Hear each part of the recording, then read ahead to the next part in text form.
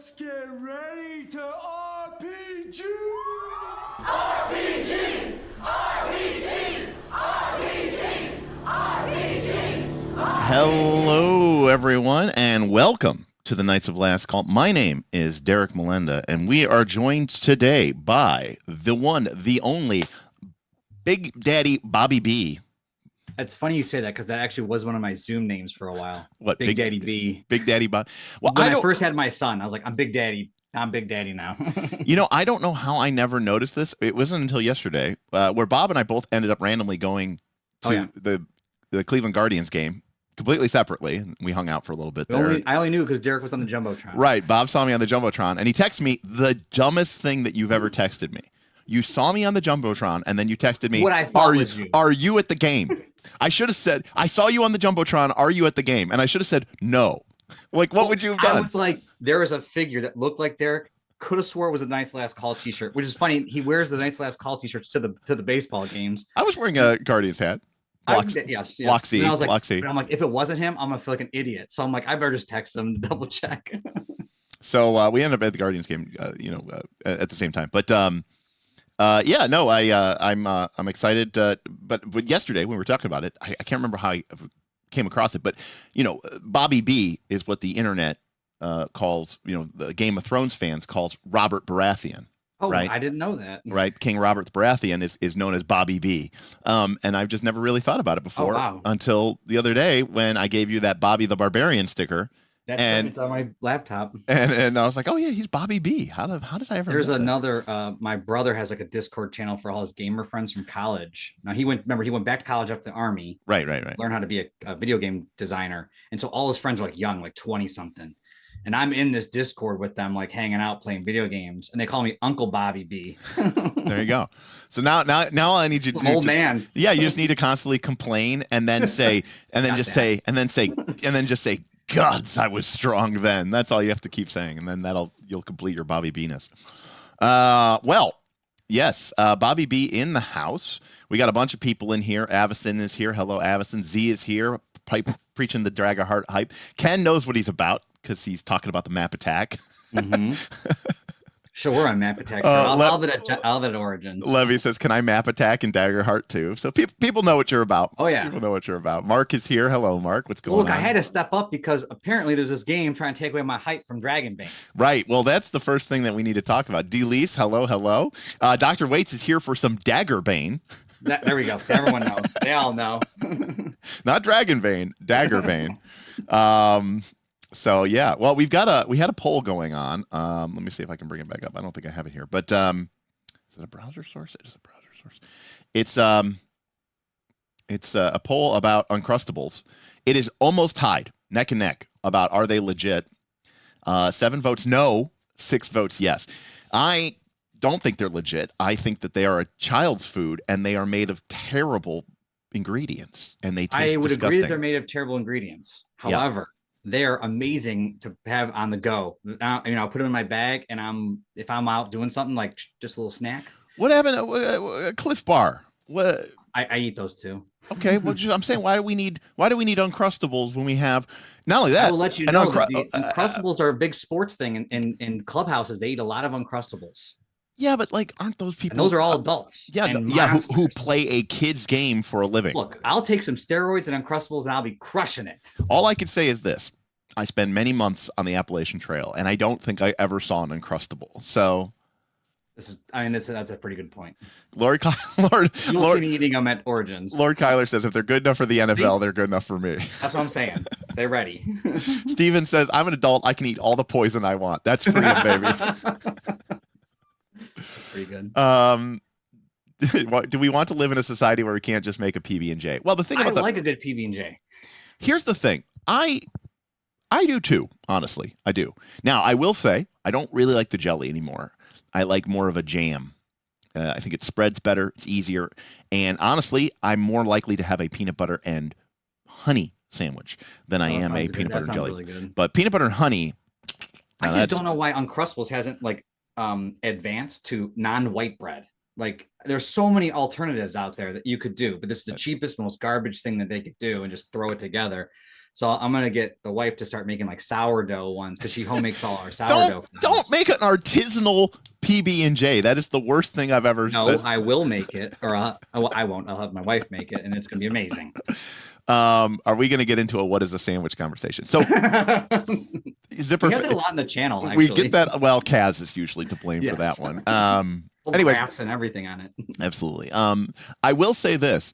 The whole is a hot dog a sandwich, and a lot of people will say no, and I go, but does your opinion change if you separate the bun?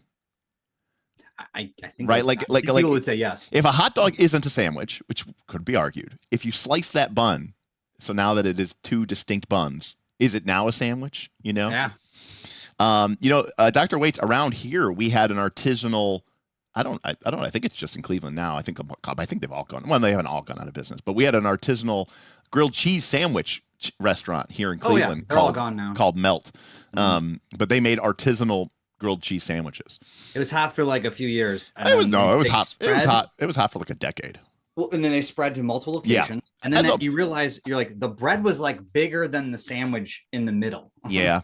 Well, that's the problem with all these places, right? They come out, they do well, and then they spread. And as soon as they spread, the quality goes through the fucking floor. And then first location was like an hour, 2-hour wait to get into. Correct. So they needed to change that. Absolutely. So apparently people are, King Hodop agrees that jam is much better than jelly. Thank you, King Hodop. And apparently there's a lot of peanut butter and honey fans in here as well. So I really appreciate that. What about peanut butter banana? I actually really like that. Yeah, my grandma liked that. I never got into it. My dad, I think it's old time. My dad used to like them. And I mean, I've had it. And I'm like, it's pretty good. Yeah. Buckeye 70 in chat says Columbus here. Ours closed about a year ago, which is, I think, when ours closed as well. About a year ago. I think he started going because the original location was where right by Lakewood, right? Yeah. My work. Actually, when Vin was here from Australia, some of you may, there. we took him to, and he ordered 2 sandwiches. Yeah, he was an animal. He's just a complete and just completely nuts. All right, well, that's a fun little introduction. We are here tonight because Bob is the hype master, and this has been an unusual turn of events because recently Derek has been more of the hype master than Bob. I barely even know this game. Right. So Bob obviously was with us last year, over a year ago, when we were still back at the studio, and we took a look at the beta. But as I took a look back at that video, there was a lot of Smith and Derek in that one, and not as much Bob. I mean, it makes sense. You guys are the ones that are going to know more about it than me anyway. Correct. But Bob is, of course, still on the Dragonbane hype train. Bob, right here. Remember, I'm ready to play Path of Glory right now. And in fact, Bob just killed some PCs not too long, a couple days ago. R.I.P. Well, as we discussed, they killed themselves, really. Right. As any good GM will say, I didn't kill them. Their actions killed themselves. So today, Bob was free and available. And one of the things that people have always really enjoyed is seeing a game through Bob's eyes, and the kind of questions that Bob is asking, and the kind of things that make Bob excited. What Bob really bouncing off of, because obviously Derek represents a certain level of 30 years in the hobby, knows hundreds of game systems kind of in and out. And while Bob, I think, has come an extremely long way amongst our group, he's still kind of the relative noob. So I think it's a really cool thing to sort of to highlight. In addition, I have told my friends, hey, this game's kind of taking off. I'm really excited about it. I would love to figure out a way that we could play it. I figure out a way that we could maybe get a game going, because I want to get reps with this system. I can only talk about a game system for so long without, putting in 20, 30, 40, 50, 100 hours into the game system. And so part of that is I'd like to try to figure out a way to get a game going. Whenever that's the case, Bob's name always comes up. So this is a good opportunity for me to sort of show him the ropes. But also, to be clear, this is also a nice way for Bob to kind of feel like a little bit more of a veteran, an expert here, because there's going to be a lot of ideas here that a couple of years ago Bob would have had no experience with. And in fact, a lot of people out there have no experience with. But Bob has played in a PBTA campaign. He's played Blades in the Dark. He's, so Bob has actually, really done a good job of expanding his sphere of of RPG Horizons. So, yeah, good stuff.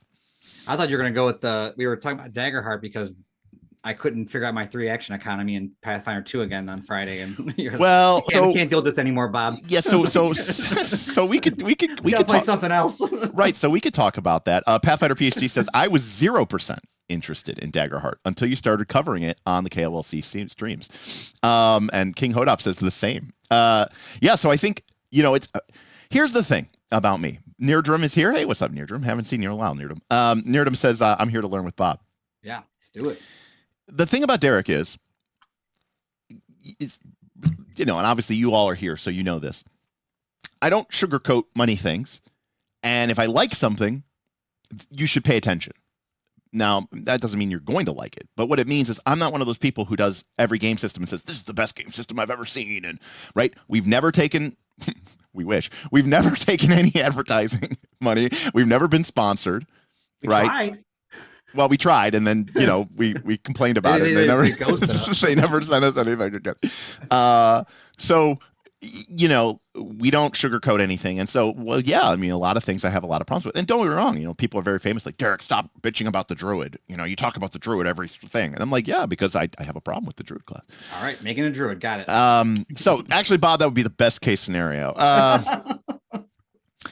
But so when I like something, I think it people pay attention, and then they go, oh, hey, maybe this is something worth looking at, and I do think there's a lot of cool stuff here. So with that being said, we are going to hop over into a whiteboard. That's right, we're getting the whiteboard out earlier, but this is a shared whiteboard through our Zoom call, so Bob can see this. Oh, I can mess with this? I think so. Let me just make a line. Yep, I can. Okay, perfect. So Beowulf says, I'm very confused. I always thought jelly was what Yanks called jam. I have no idea what jelly is. Jelly is more gelatin, like Jell-O. It's kind of wobbly. It's got kind of like a sort of a gelatin-like thing. Jam is much more spreadable, a little bit more loosey-goosey. Yeah, when you spread jelly, it flops on your bread a lot, and jam actually is actually butter. Like you kind of push it around. The jelly lore goes deep. So what we're going to do here, Bob, yes, is we're going to start off with a character sheet, and just for shiggles, we're going to use the warrior sheet. Okay. Sounds good. I mean, it feels good to me. But before we do that, actually, you just also remind me at some point what Daggerheart is not D20, right? Right. Well, that's what we're going to start with first. Here. Okay, good. Okay. So the key thing to remember, the key thing about Daggerheart before we get into anything is Daggerheart is at its fundamental nature a dice plus modifier greater than or equal to a difficulty class system. So it's just like D20 in that regard, right? It's not like roll under like Dragonbane or anything like that. Mm-hmm. You're going to roll dice like you would roll a D20. You're going to add a number. And then math involved, and then if you beat or exceed a DC, you succeed. So, like in a normal game, we are going to have a range of difficulty classes. Okay, and they are going to range from 5 being very easy to 30 being nearly impossible. And this is the DC. That's the DC system, and the GM is just going to sort of figure that out.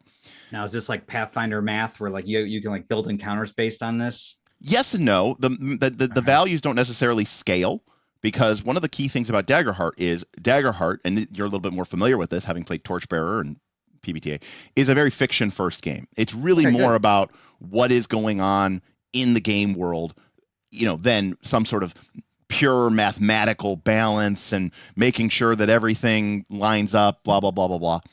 It's more about just feeling it out, going with the flow, and sort of basing it from that. But you did play a PBTA game. Yep. And in a PBTA game, there is no DC. You just roll 2d6 and add a modifier. So in this game, unlike a PBTA game, we roll 2d12. Best dice. Yeah, I agree. It is the best dice. So in this game, instead of rolling a d20, all right, you are going to describe to the GM what you want to do. All right, that's the first step, right? In the fiction, talk about it. Then the GM will determine whether or not we even need to make a roll, right? If it's simple and easy, they might just say, yep, you succeed. If they're not, you might say you fail. Then, if a roll is necessary, there are no skills in this game. So there are only the 6 what are called character traits, Bob, which are basically so those are your that's your base strength, stuff. Okay. your agility, your strength, your finesse. Basically, no skills. Yeah, so no skills. So you mentioned about complexity. If Dragonbane is a 2 and PF2 is a 7, I think this is probably around like a 4. So, it's closer to Dragonbane, closer to simple. All right. Okay. But it definitely, like you said, you will have to add a number, Yeah, but I mean, we were adding like crazy numbers out, rolling how many dice do you get up to? Just the 2 D12s? It's the 2 D12s. So that's not bad. Yeah. And then your stats start at +2. Well, one of them will start at +2. And I think the highest you can get is +5. I think if a magic item is involved, you can get a +6. So most of the time in the game, you're going to be rolling 2d12 +4, 2d12 +5. Now, there might be other times and other things that might add an additional die, but it doesn't have all the, bonus from this, bonus from that, bonus from this, bonus from that. So I guess it just depends on if like 2d12 is harder than 1d20. Possibly. I mean, I think for me personally, 2d12 is probably low enough numbers that I think most people can add them pretty quickly. And not have too much of a problem. Plus, remember, 2d12, you're going to roll. It's different than a d20. D20 is a linear distribution.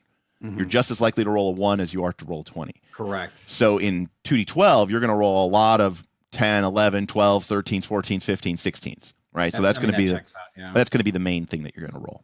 So after you describe what you want to do to the GM might say you succeed, or they might say no chance, or they might say, okay, we're going to make an action roll, and based on what you described, that's going to be an agility roll, or that's going to be a strength roll, or a finesse roll. Then you're going to roll 2d12 and add your character's trait, one of your 6 character traits, and then if it meets or exceeds the DC, you have passed, you've succeeded, you did the thing. If you get lower than that, you failed. So that at its base level is basically like D&D, D20, anything like that. You're just rolling 2d12 instead of a d20. So pretty simple, pretty basic. But here's where it gets a little bit different. Here's where the PBTA element comes in. All right. If we take a look at the play guide, you will see that you are going to roll 2d12, but it's not just 2d12. It's 2 different d12s. Physically, color, you should make sure that they're different, right? One should be sparkly and gold, and one should be dark and purple and crackling, because one is the hope die and one is the fear die. Okay. All right, well, I'm already seeing there's a +2 thief here. Right. That's What's that? So that's called an experience, and it's something that you have to pay to use. You don't just get to use it on everybody. Normally that's not there, because I'm just saying that might as well be adding a skill. Correct. Normally it is not there. That is something. I don't know actually why they put this here in the example, because by default it is not there. Okay. But no, it is not there. So in PBTA, we have this really interesting thing that happens, which is in D20 or in Dragonbane, you either pass or you fail. Correct. It's a binary outcome. And success means you did it, and failure means you didn't do it. Right? The result of a failure is the thing that you were trying to do does not come to pass. And the result of a success is the thing that you were trying to do comes to pass. And that's it. Full stop. But you and I have had the opportunity to play in a Powered by the Apocalypse style game. We played Root. And you know that Root has, and you've also played a Dungeon World with me and World of Dungeons. And so you know that those games have 3 degrees of success, right? If you roll really high, you get what you wanted. If you roll low, you don't get what you want. But the GM gets to make a move. Yep. Right? It's not just I failed. It's I failed and something happens. Yep. I failed and consequence. The consequence. And then, of course, there's this middle zone where you succeed, but there's a complication. I love those ones. Right? You hit the orc, but he disarms your weapon. Yep. Right? You don't fly off the mountain, but you lose your backpack. Hung on by my right. my hand, whatever I had, pickaxe or something like that. I forget. But. So the idea behind PBTA is, can we, those successes and failures they're kind of dead ends in a weird way, because when people succeed, it's usually kind of boring in a certain weird sense. I know that sounds strange, but like when people pass an obstacle, you're like, yep, you beat the obstacle and that's it. There's nothing else to happen. And when you fail, you're like, well, you didn't do it. You didn't pick the lock, and I guess you're still standing in front of the door. But nothing about the scenario has changed, right? Other than maybe, I don't know, a few seconds passed or a few minutes passed. What this game tries to do is it tries to bring in that element from PBTA. Now, the problem with PBTA, which you've played, is that when you roll really high and you succeed, rolling high and succeeding are tied to you getting what you wanted, and you rolling low and not getting what you wanted are tied to the GM getting to fuck with the scene. What they do with these duality dice is a little bit different. You're making one roll, but you're actually getting two separate results from it. All right? Okay. You're going to add the numbers together, and that value is going to tell you whether you succeeded or not. Just like a normal D20 game. Okay. Against the DC or whatever you're against rolling. the DC. Okay. However, you're also going to look to see which of the two dice rolled higher. Okay. So in this case, assuming 21 with fear. Okay, I see. Yes. What you're saying. So Okay. if in this case, if the black D12 represents the fear die, then this roll was a 21 with fear. So when you renounce the results, you're going to say a 20 with hope or a 21 with fear. And the reason why that's interesting is because whether you succeed with hope or fear flavors your success or your failure to sort of be like a success with a complication. Okay. Or a new one, which doesn't technically exist in PBTA, which is failure, but with an opportunity. Oh, that's interesting. Because you can fail, which means but your you didn't, hope dice was higher. but your hope die was higher. So it's like a situation where you didn't get what you wanted, Bob.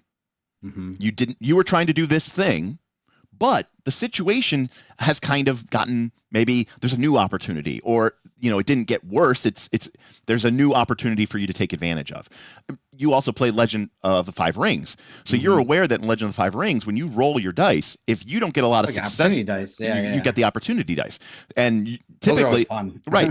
And so in Legend of the Five Rings, if you don't roll a lot of success symbols, it probably means that you rolled a lot of opportunity dice or opportunity symbols. So if you fail, chances are pretty good that yes, you did not achieve what you wanted, but you maybe did discover a new alternative. And of course, there is the worst case scenario, right? Where you fail with fear.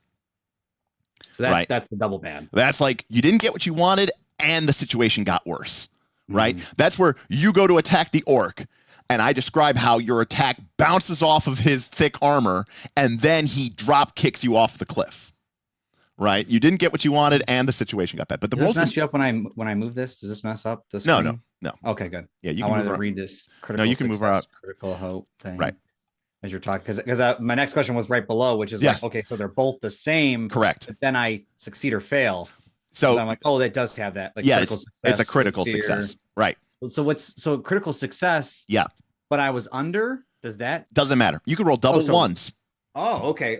So that's what I was looking for. Okay, so there's a success with hope, success with fear, failure with hope. So there's 5. Okay. Right. So critical success is like you succeeded and you get that's like you hit and you crit and you also did something extra. Right. It's a little interesting because you're like, just give me fucking doubles. Like, just give me them doubles. Right. Like, so that's what you're really wanting. Yeah. Any doubles. So if you remember, Fabula Ultima has doubles, but it's doubles 6 or higher. In this game, it's just straight up doubles, which also means, by the way, in D20, you crit on a 20, or Dragonbane, you crit on a 1, which only happens 5% of the time. You actually crit in this game about 8% of the time. So you actually crit a little bit more.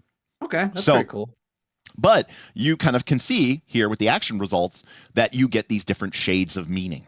All right. And this is where the PBTA element happens, where as a GM, it puts a little bit of pressure on me, but it also puts pressure on you as a player, right? Like I might say, Bob, you attacked the ogre, but you didn't succeed, but you failed with hope. Like, okay, what happened? And you're like, okay, I didn't hurt him, okay, but I drove him back, and I've cleared room to allow my party members to, get by him and rush over to the temple. It's like, cool, all right, cool. You didn't succeed, but you did get something, right? You got a little bit of something. Mm-hmm. So another way to think of it is, right, we talk about yes and no but. Like, if you succeed with hope or critically succeed, yes, you succeeded, and you get this cool thing. But if you succeed with fear, yes, you got what you wanted, but there was a cost, there was a consequence. Is this putting a lot of pressure on PBTA on the GM a lot to Yes. make up? Okay. Yes. But one of the nice things about this game is that there is this additional level of meta currency that will happen, because one of the things that happens in this game that's different than PBTA is that in PBTA, if you succeed with complication, the GM is on the spot, has to make a complication right now. And I think that is still the best way to play it, because that's going to be cool and exciting and feral. Oh, it's banking it? This lets you kind of bank it. Because I don't know if I like that. Because the GM, well, no. Let me Something be might happen later. To be clear, the way that the game works, the way it is supposed to work, is when you succeed with fear, you get what you want, but it comes at a cost or a consequence, right? Okay. So it is success with a complication. Right then. And then the GM also gains a fear point. Okay. And this is like his ability to do something later? Correct. Now, And that hope is the opposite? hope. When you succeed with hope, points? you Okay. succeed, and there's a sort of an opportunity, and the player, Mm-hmm. the PC, gets a hope point, which is a resource you can use. It's kind of like a hero point, Sweet. but it's much more common. It's more like a willpower point, kind of, from Dragonbane. Now, that is the way you should ideally run it, but a lot of people are intimidated by that, and a lot of people are in a situation where they can't think of a complication, and they feel really under the pressure. So, worst case scenario, you might just say, I don't know, you miss. But I'm going to take a fear token. I'm going to take a fear. But the GM should make a move, if you will, anytime the player rolls with fear or whenever the player fails a roll. And that's really important, because that's how they kind of go back and forth. And in terms of the managing, quote unquote, the spotlight. Okay. So that's the core of the game. It is roll 2d12, see which one's higher, hope or fear, and then you get your result from that. And the advantage there is that, in theory, you kind of get the best of both worlds, because you get to be able to put a DC into the game. PBTA doesn't have a DC, right? Mm-hmm. Everything is just as difficult in Powered by the Apocalypse. Yeah, you succeed or fail just on what ability you're using. Right. It's 2d6, and if you roll a 10 or higher, you succeed. If it's a 7, 8, or 9, it's a success with complication. So this introduces a DC system, but it is separate from whether it is with fear or whether it is with hope. Okay. I mean, it sounds cool, but it just seems like it's adding some complexity. Well, but maybe it just, after you play it a few times, it just rolls fluidly. So, you know what I mean? Imagine this. Imagine Dragonbane. Okay? Yeah, the best game ever. Now, when you roll under, you succeed. Yep. When you roll over, you fail. Yep. Now, imagine if you also checked if the D20 was even or odd. Yeah. And if it was not too bad. And if it was odd, it's like a complication, right? Like the situation gets worse. It gets a little bit, sticky for the players. Maybe there's a cost or there's an issue. And if they roll even, it's an opportunity. Things get turn in their favor. So they could fail by rolling above their skill. But if they rolled an odd, it's like they failed and it got worse. And if they rolled an even, they failed and they got better. It's kind of exactly the same thing, because you're just making one roll. At least it's quick, in the sense that Dragonbane's quick, where you just look if you're under. So this one, you're just looking at those two dice, which one's higher. Correct. So that's pretty nice. I'm not saying that Pathfinder is harder or easy, but when you have to I got a 32, but is that 10 or over? I know I passed, but are my 10 or over? It's like an extra math check. Correct. This one isn't math part. The second part's not math. It is just higher or lower. All right. To be clear, unless the game is like lasers and feelings, there are very few games that are going to be simpler than Dragonbane. That's why I like it. But to be fair, Dragonbane also has, I think, 48 skills. And that's the part I was like interested in this, because it actually did come up where someone was like, well, what skill do I use? And I'm like trying to think about it. And this actually makes it even simpler, because you're saying, well, that makes sense. You're using strength or you're making agility check. Right. We can lump it in what makes sense the easiest if you narrow down the skills, you also like broaden them up. That's right. So, So now there's some other things, but we'll probably go to the character sheet to sort of kind of discuss that. But that's sort of, again, that's the basics of the game. So let me, like I said, I want to use the warrior die.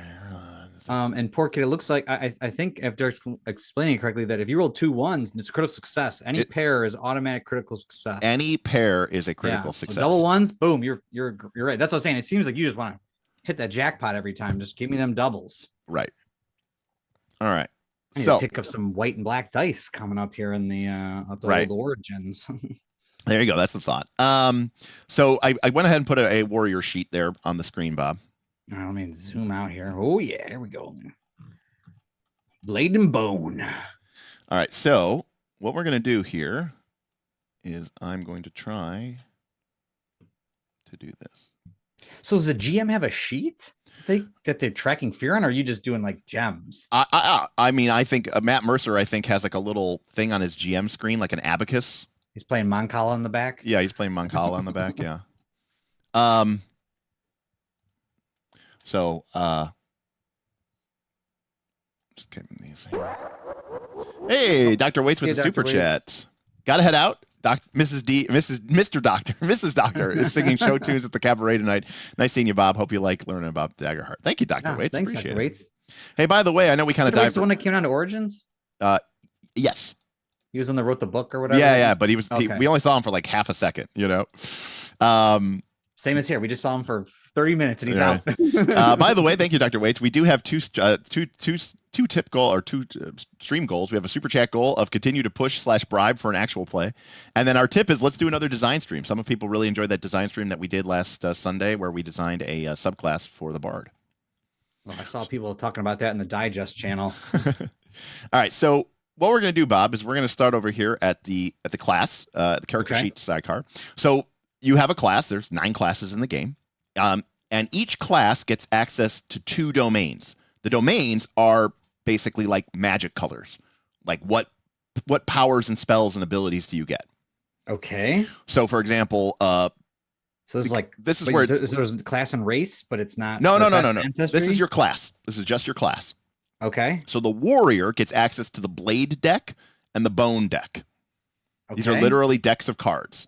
And that's going to be where you pick your abilities from. When you say a deck of cards now, I mean like a literal deck of cards. Drawing from, or this like no. you have them out in front of you. Okay. No, this is just, it's not like a card game where you're like literally like making a deck builder, but the game uses the card language and it's stuff like that. So when you go to pick a new ability for your warrior, you're going to take them from the blade deck and the bone deck. Okay. Mm-hmm.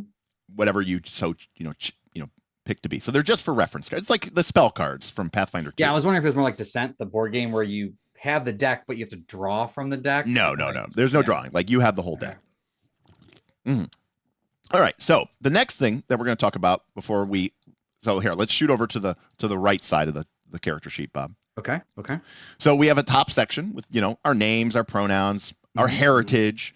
That's like our ancestry and where, what our race is basically. And our level. The game goes from 1 to 10. Okay. And then we have our 6 character traits: agility, strength, finesse, instinct, presence, and knowledge. And below that is just sort of written right on the sheet. What are these things generally used for? They're not skills. It's just like, okay, are you leaping, maneuvering, sprinting? It's probably an agility check. Are you lifting? Yeah, makes sense. And there's no ability score. It's just either a +2, a +1, a 0, a -1. So it's very basic, very simple. All right. So these are just to remind you. And again, some of the things too is, remember, this is still a fiction first game, so it's about describing what you're trying to do. And then the GM says like, oh, okay, so it's kind of like, makes like a knowledge roll. And you're like, no, like, I feel like this is me relying more on my gut instinct. I'm not really trying to like think about it. I'm just trying to like go with my gut. And it's like, okay, more of an instinct roll. And it's like, yeah, absolutely. And so there's a little bit of that kind of back and forth that you're going to get from that as well. All right. So back over to the left, we've got Evasion. And Evasion is quite simply your armor class, but it's used for kind of everything. So there's no fort save, there's no reflex save or anything like that. Is there like, I'm trying to look on, oh, there's HP. Okay. Yeah. So there's no constitution in this game. No constitution. I was like, oh, they're using words that everyone knows. Yeah. No constitution. Basically they divided dexterity into finesse and agility. Mm-hmm. And then they kind of made strength just strength, I guess, plus con, but there's really no con. So evasion is how hard it is to hit you. Okay. So when the GM tries to hit you, they have to roll equal to or higher than your evasion. So it's basically your armor class. Okay. But in this game, armor is separate from your evasion. Is it like a reduction? So armor works to make attacks that do damage do less damage. Okay. Yes. So in that sense, it's kind of like Dragonbane, where you're trying to minus right from the damage roll. Correct. So the way it works in this game, though, is a little bit different, and I'm curious to see what your reaction is for this. All right. Okay. So let's pretend that our evasion is 11 because can you use the text command? What's wrong with that? Man, it's so. That's hard. That's hard to see. I'm not saying it's hard to see. I'm just saying, like, wouldn't like, because it's a lot easier for me to use my stylus. I know, but look how pretty. Like, fine, Bob. Put your 11 in. Look at that. I mean, this is how my character sheets look because I don't do them in pencil. Now, and I'm gonna make something up here, but okay. So the way that your evasion works is when you get hit, the GM is going to roll some damage. All right. When he hits me. Yep.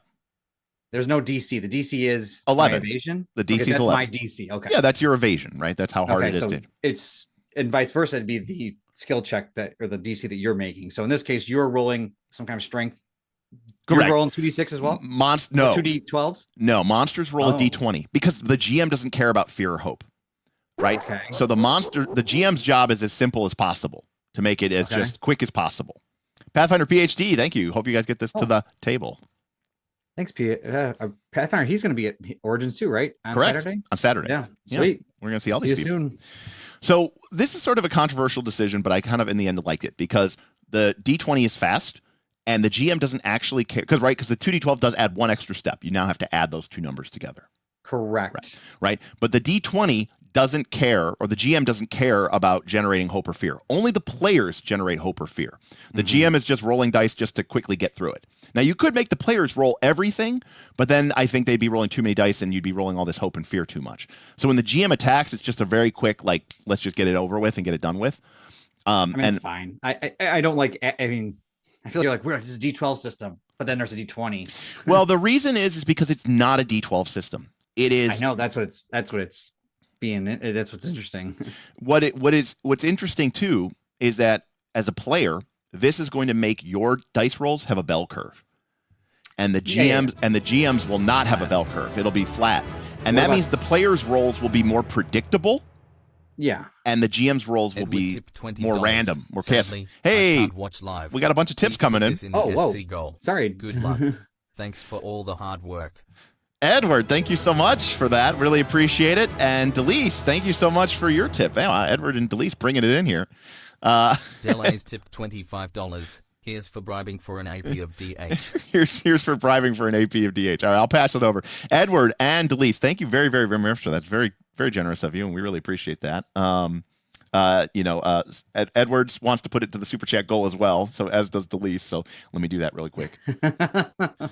Bob, go ahead and say what you're saying while I update this. So I mean, first I'm trying to think it seems. I mean, I'm reading the chat as well with Rawlings here. I agree. Like it sounds weird. Like it's just like, yeah, we use D12, but they use D20. It seems like we're almost playing two different games. But then I'm like, yeah, sometimes in Dragonbane, though, like the NPCs roll like regular PCs and the monsters roll totally different. Like right. For example, monsters don't roll to attack. Exactly. So I'm like, I guess I should be complaining because at the same time I'm doing the same thing in Dragonbane. It seems weird on paper, but I'm sure like it works well in person. Now, how does the damage work that you're going to be doing to me? Are you rolling damage dice, or is it like a set dice? I'm rolling damage dice. So what's nice there is you would just take the D20 and your damage just like how you and Smith do it, and you just roll it over the screen. Yep. And everything's right there. Okay, I hit and it's this. So that is nice. because there's less adding. Jake of Online, $10 super chat says bribes can be exchanged for goods and services. I mean, there are some members of KOLC that want an AP. King so Odom they says, want to play this. by the way, King Odom says, I'm hoping to have Edward in a Daggerheart campaign with some of my friends from the DC20 Discord, so I'm super excited. So here's where the game does take a turn. Okay, depending on the armor that you're wearing, okay, heavier armor, better. Your character is going to have 2 damage thresholds, and because it's you, Bob, this a little bit. I remember. I'm gonna put in a freaking. So much cleaner. You should have made this a fillable PDF. Well, you can blame Daggerheart. Oh, okay. All right. Jesus Christ. Jeez Louise. You guys are coming in hard. All right. Well, as if to like bury it, Seafrit like comes in. Smith right yeah, now. I got to. I'm gonna have to text Smith after this. Thank you, Seafrit. Really, really appreciate that. You guys are definitely coming out and showing a fuck ton of support here. This is amazing. Aaron says, got to get that Daggerheart money. Really, really love it. Well, thank you, Seafrit. You guys are really showing a lot of support, and I'm really, really appreciative of it. Thank you, Jacob. Another one. Thanks. And CCAV is in as a member. Woo! CCAV, what up? Thank you so much. Thank you for the super chat. Thank you for joining as a member. Thank you for everything. You guys are crushing it. Let's get to that AP. I really appreciate, by the way, that you guys are continuing to support this. Now, there's no AP written for this. No, right? in fact, it's designed to be low prep, no prep. I was thinking, like, I don't remember seeing it because I'm watching Age of Umbra. I just got done with. No. They don't have like a thing they're doing. When they say AP, they mean actual play. Yeah, they just mean us playing. I was like, there's no adventure path. CCAV is going to be at Origins as well. Oh, sweet. Make sure you say hi, dog. I'm awful with faces and stuff like that. So if you do find us, make sure you introduce yourself and then say, I'm CCAV from the YouTube. I know some people from the Discord, but it's not everybody. I know, like when we do like our mixer or something like that, I'm going to get like little stickers and people can write their Discord names. Rob Stopper. Rob Stopper says, yep, y'all are doing this AP. I know. Well, here's the thing.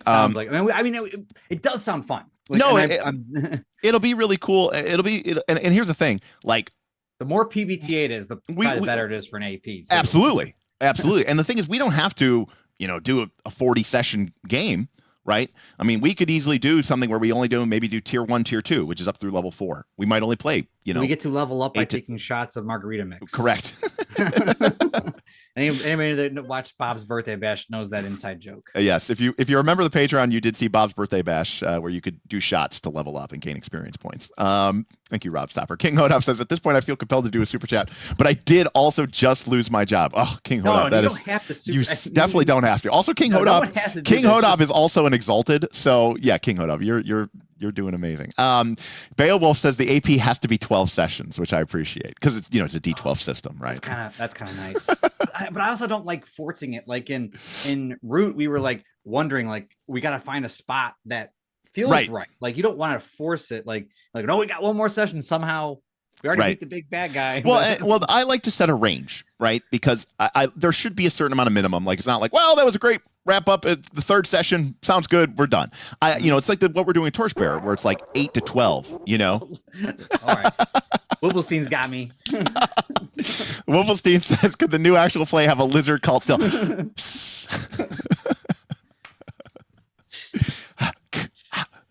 We got to bring in the. We got to bring in the. Yeah. I was all about that lizard cult too, but then I had to abandon them. I know we're getting sidetracked here. Thank you, Wibblestein. Nothing has to. If you ever want to see how awesome and how dumb, like low prep, no prep, go with the flow, collaborative storytelling could be, is go watch our Root AP. Because I like how bad your friends are. No, because I can 100 trillion% promise you, none of that was planned. And like, you could just see, like, Bob is like, I'm gonna go to the Fox community and I'm gonna go infiltrate the lizard cult. Oh yeah, he's like, welcome. I'm gonna murder him and take his. I'm gonna take over the lizard cult. I mean, I had a lot of fun playing Root. I had a lot of fun. Yeah. So that's good stuff. I don't. Did I mess this up here? Oh, no, I gotta make it bigger. I'm very bad at this, Bob. You're the PDF master. Yeah, I work in PDFs all the time. I am not a PDF master. Like, look how stupid this thing. Did I mention how much I hate PDFs? Goodness. All right. Okay. So these are my thresholds. 8 and 16. Ready? So if damage is under 8. Yep. What if it's at 8? At 8 or above. Look at the arrow. 8 or above. Right. So Bob. All right. The monster slashes into you and does 13 points of damage to you. Boom. Major damage. Perfect. Bob, the monster did 48 points of damage to you. Severe damage. Bob, the monster did 9,955,000 damage to you. Apparently severe damage. Severe damage. I didn't know if there was like a threshold, like if it's they 3x your HP, you die instantly. No, they don't. But they do have like an optional rule if you really want to include that. But Bob, the monster does 1 point of damage. Apparently minor damage. That's right. Okay. So that's it. That goes to my HP. Now this is after armor's been reduced. Well, so no, this armor, is so that we're going to get to what armor does. So armor, in part, sets these values. If you were wearing full plate, these values would be higher. If you're not wearing full plate, this armor's values might be lower. Neo Anomaly. Thank you, Neo Anomaly. Margarita mix money. This guy knows a way to our heart. Margarita mix money. I mean, that margarita mix is still sitting, I think, at Smith's. Oh, it's so easy to do if we were doing it live. Whenever players do enough shots, gain a hope, like. Thank you, Neon. Thank you, The problem Neon. with the AP is going to be, I assume, unlike our root campaigns, we're going to have to be virtual, and because we don't have a studio, and that is the downside. You lose that. There was a fun back. Me and Smith, that you guys watched the root campaign. Our back and forths were really nice. We were digging into each other, and root kind of pushes that a little bit, right? But you lose that a little bit when you're talking over the other person on the mic and cutting someone off.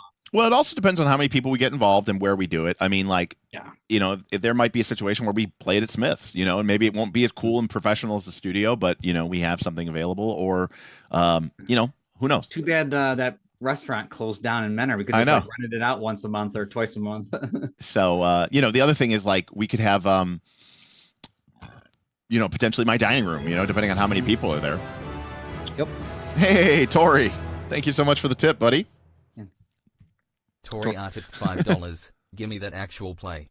GMing my first DH game in a couple weeks. Tori says, give me that actual play. GMing my first Daggerheart game in a couple of weeks. All right, Tori. Well, you'll have to let us know how it goes. I mean, obviously, we're trying to get something queued up and worked up here ourselves. Apparently, we got to. I mean, we have to. I mean, I think it's a really, really cool game. We could playing TTS has a really cool Daggerheart. Do they? Because I love TTS. I know, so do I.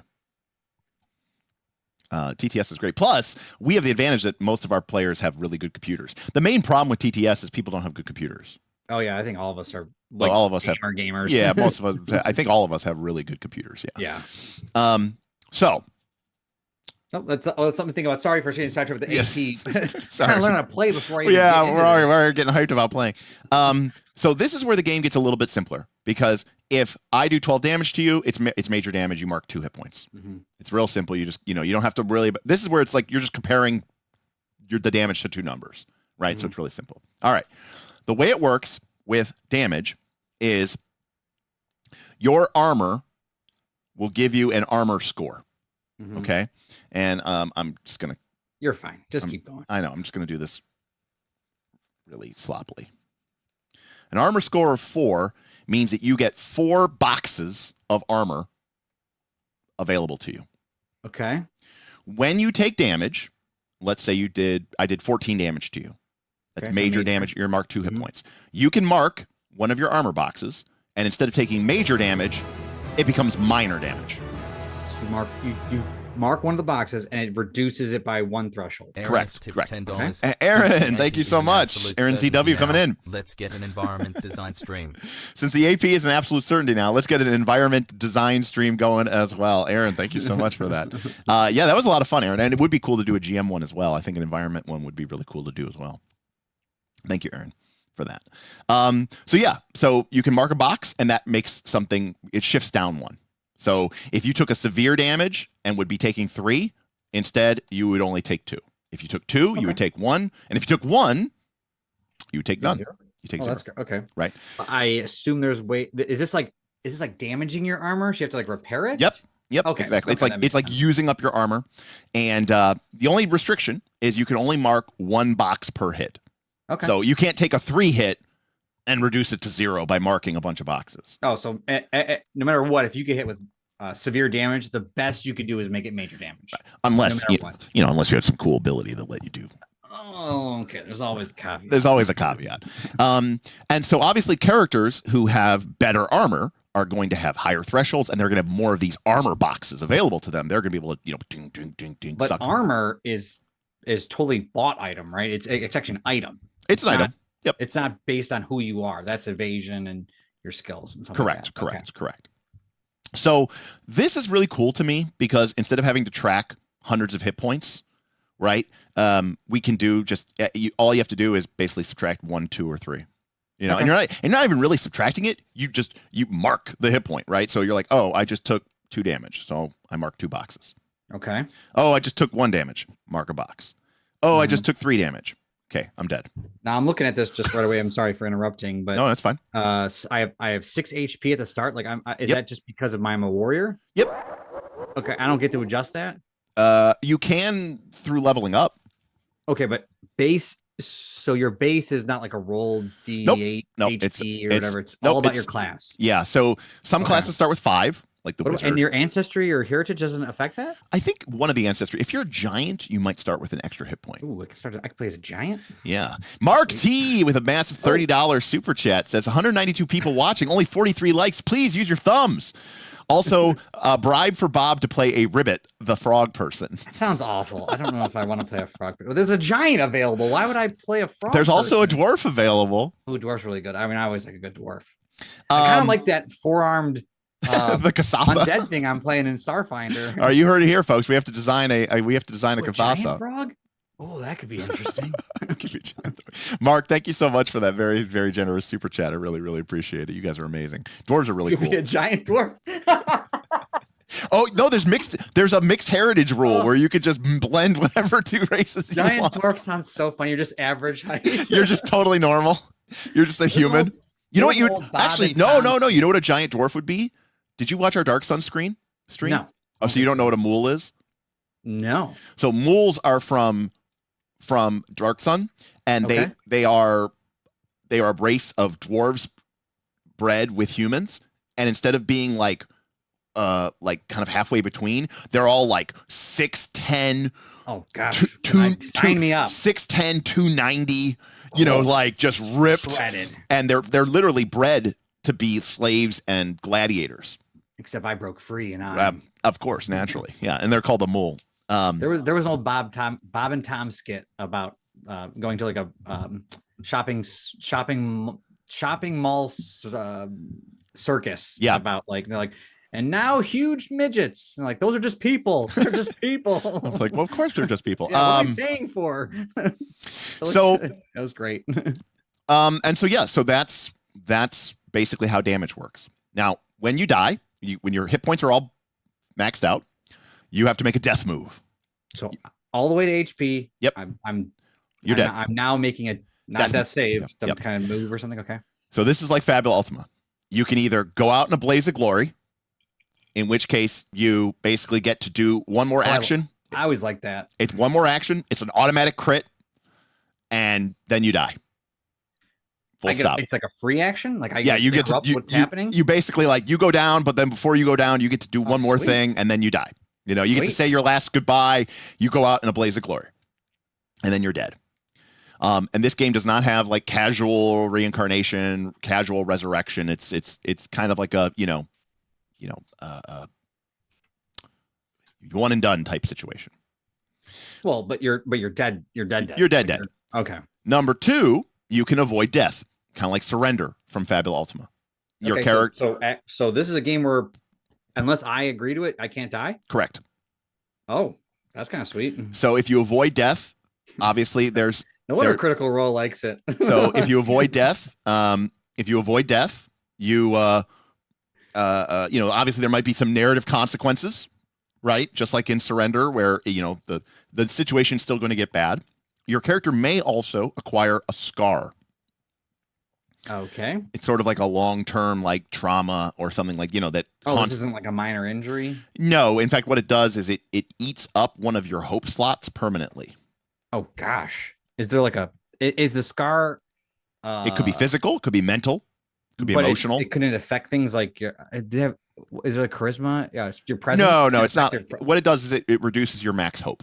It's so that's mechanically what it. Okay. Well, no, the most hope you can have is big. I mean, this is like it'd be like in Dragonbane if like when you came back, your willpower was reduced. Yeah. And if your willpower is ever reduced to 0, or if your hope is ever reduced to 0, you have to retire your character. It's like Torchbearer. Like your character is just too wounded. You're like Frodo at the end of. Are there other ways to lose hope other than scars? Not that we're aware of, not currently in the game, but basically, as a GM, take on scars, that's how you retire. Right. If you avoid death too many times, you're eventually your character may never die, but eventually you might be like, okay, it's time for my character to move on, right? Because he's been through too much. I kind of like that. And the last thing you can do is you can YOLO, and you can press your luck and roll the dice. And if the hope die is higher, you come back with 1 hit point.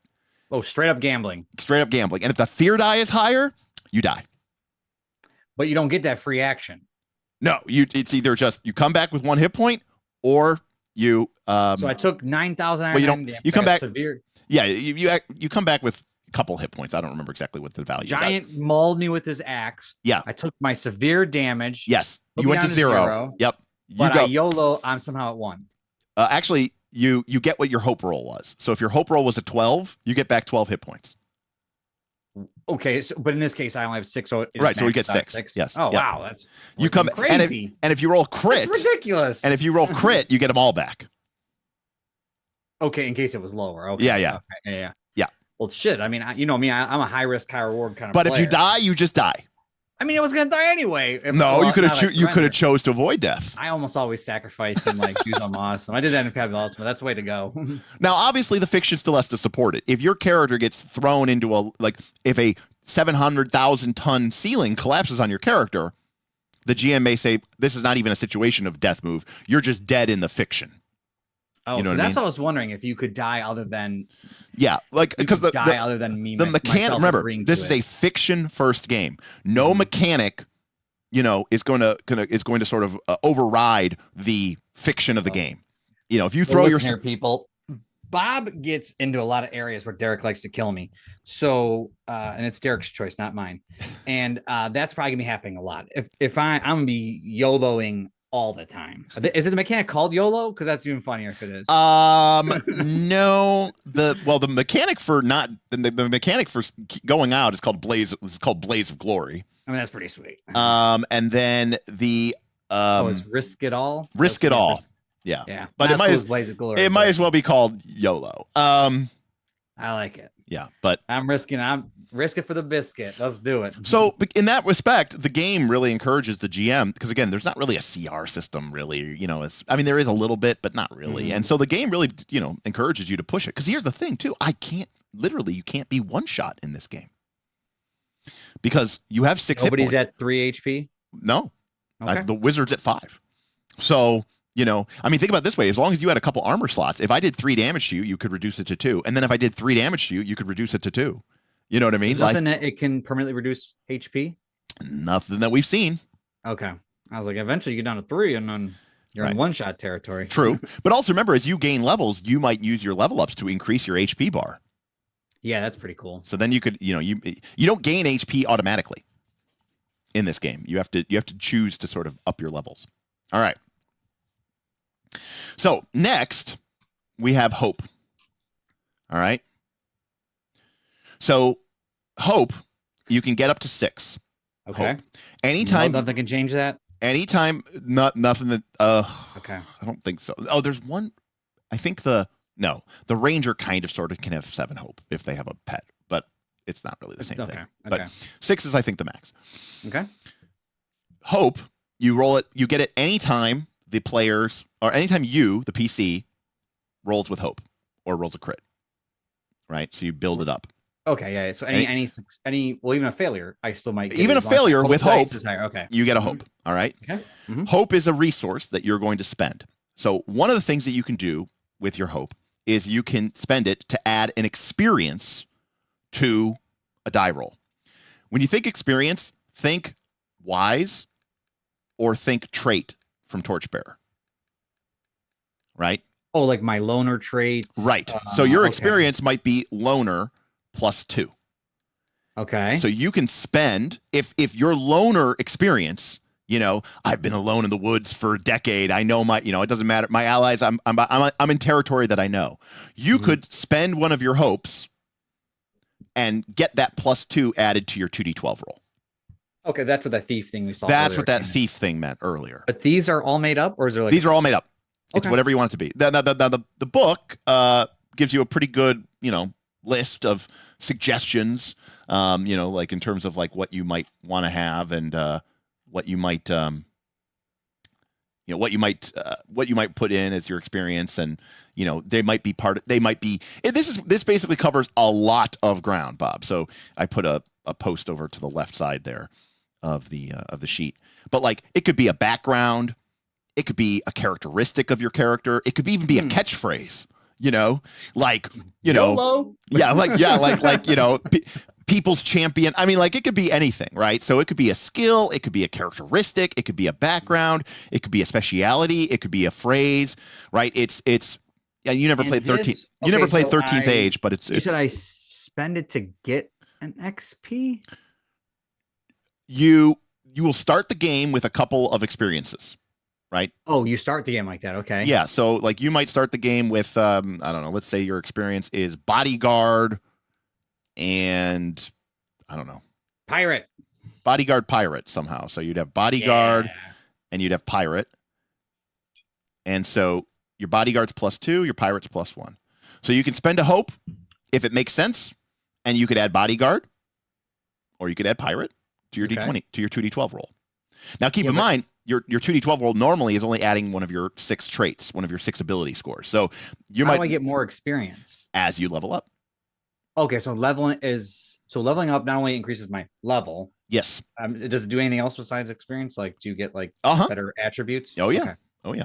So then I can add an experience plus so 1 to something or get a new one? Yes. As you get level up, you'll gain more experiences. And I would, by the way, highly encourage any group, because it was always kind of awkward, because this idea is taken from a game called 13th Age. And in 13th Age, they were called backgrounds, right? And so you might have a background of like Imperial Assassin. And so when your character is doing something, that game doesn't have skills either. But when you're doing something that like, oh, I'm sneaking in, I'm killing somebody, I'm assassinating somebody, you might say, oh, my Imperial Assassin background really makes sense here. I'm going to bring it into play. Yeah. The problem is in 13th Age, it didn't cost anything. You could just do it. So it led to a lot of times where people are like, well, my Imperial Assassin would apply here. Well, my Imperial Assassin would apply here. Well, my Imperial Assassin would apply here. Here, if you want to bring your experience up, you have to be willing to pay the point. But the other thing is, in 13th Age, as you gained levels, you would get new backgrounds. And it kind of didn't make sense. You're like, how am I gaining a new background? Whereas in this game, you're gaining a new experience. And what I would encourage people to do is when you level up and gain new experiences, look back at the adventures that you guys have just done and say, hey, remember how we fought a bunch of undead, or, we were doing a lot of, jumping from rooftop to rooftop? I'm going to add that as an experience to sort of reflect the fiction of what's been going on in my character's sort of, history. And in that respect, your experience list can sort of almost act as like a log of what your character has gone through, throughout the course of the game. Now, I will ask this, but I assume I know the answer already. Yeah. Can the GM just give you an experience? No. Oh, really? No. I would have thought, because I could see you, GM Derek, being like, that's so cool. You've done that like for 3 sessions now. Like, you're totally the blah, blah, blah now. Correct. I could see you saying that. So I would do that. Okay, and I thought that was going to be in the game. Okay, but in the game, no. But because remember too, this is a fiction first game, and as a result, the fiction is more important than the mechanics. This game isn't trying to be super balanced Pathfinder 2. It's trying to just be like, what's cool, what's fun. And to be fair, it is kind of self-balancing, because you don't get this for free. If you want to use one of your experiences, you have to spend a hope. And there's other things that you might want to spend your hope on. All right? Now, the next thing is, so that's what an experience is. You can spend a hope to add that to the roll. All right? The next thing is, as a warrior, you get what's called a hope feature, and that is your hope feature. No mercy. So you can spend 3 hope to get a +1 bonus to your attack rolls until you rest next.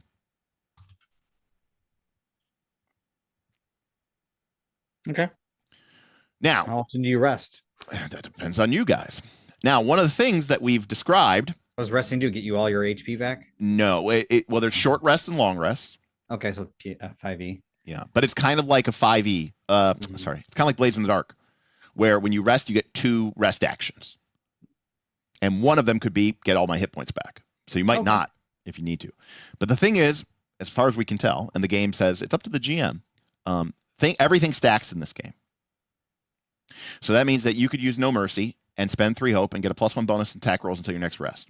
And then you could use No Mercy again and get +1 bonus to your attack rolls until your next rest. So and then you could gain 3 hope, and then you could spend and then you could get like +4, +5 to your attack rolls until your next rest. Now, when you rest, that'll reset.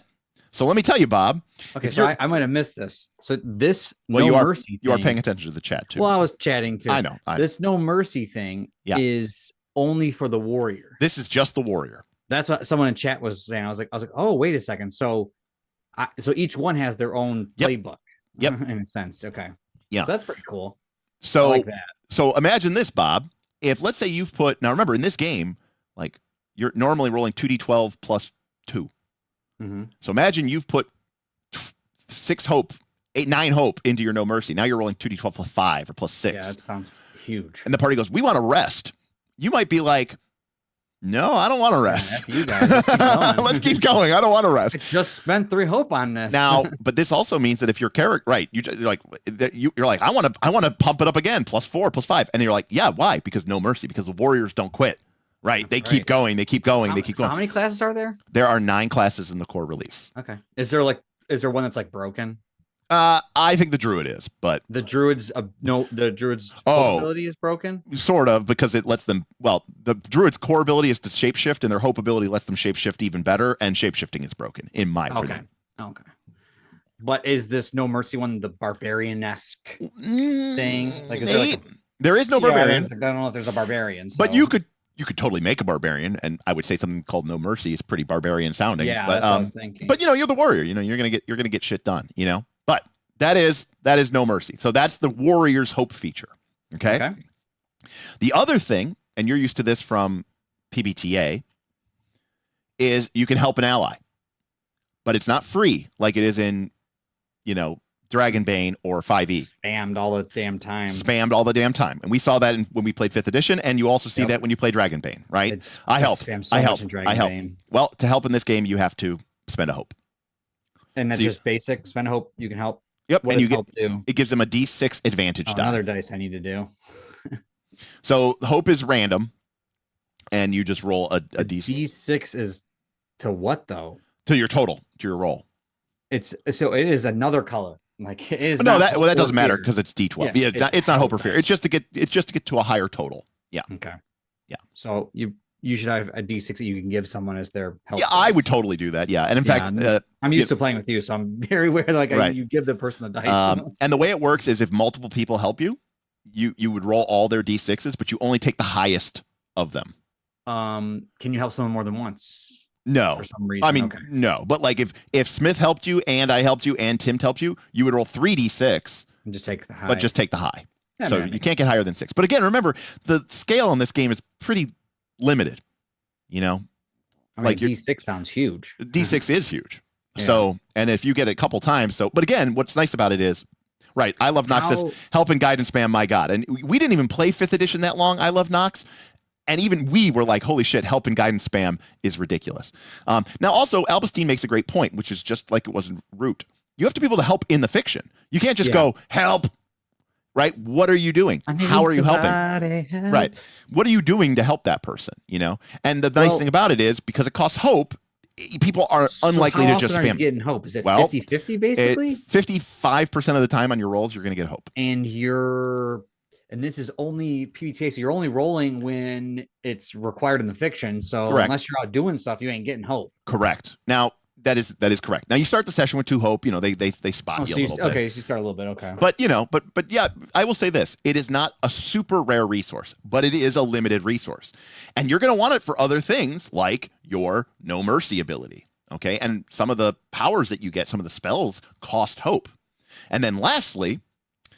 There is the tag team role, where okay. you spend 3 hope and your buddy spends 3 hope, and you describe how you fastball special, and you make a joined attack where you both roll. I remember this from our early. You both last roll. year thing. You use the highest of what either one of you rolled, and you basically do both of your attacks kind of at once, and it's All just right, we get a boon. right. And so but it has to make sense in the fiction. yeah, it has to make sense in the fiction. But it's my no mercy plus something that he's doing. It's not like I just make up something. It is my. Oh no. You would this would be like an attack or something like that. The tag team role could be anything. Oh, okay. So it doesn't have to be it's not my hope playbook ability there. No. That's just your unique. I thought special, I had to combine no mercy. Special little thing there, Okay.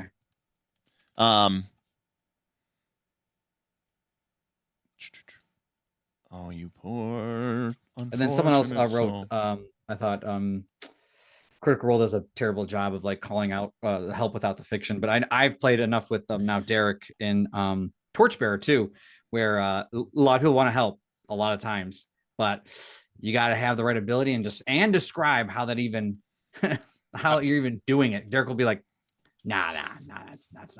Yeah. Like, So the only the person initiating the tag team has to spend 3 hope.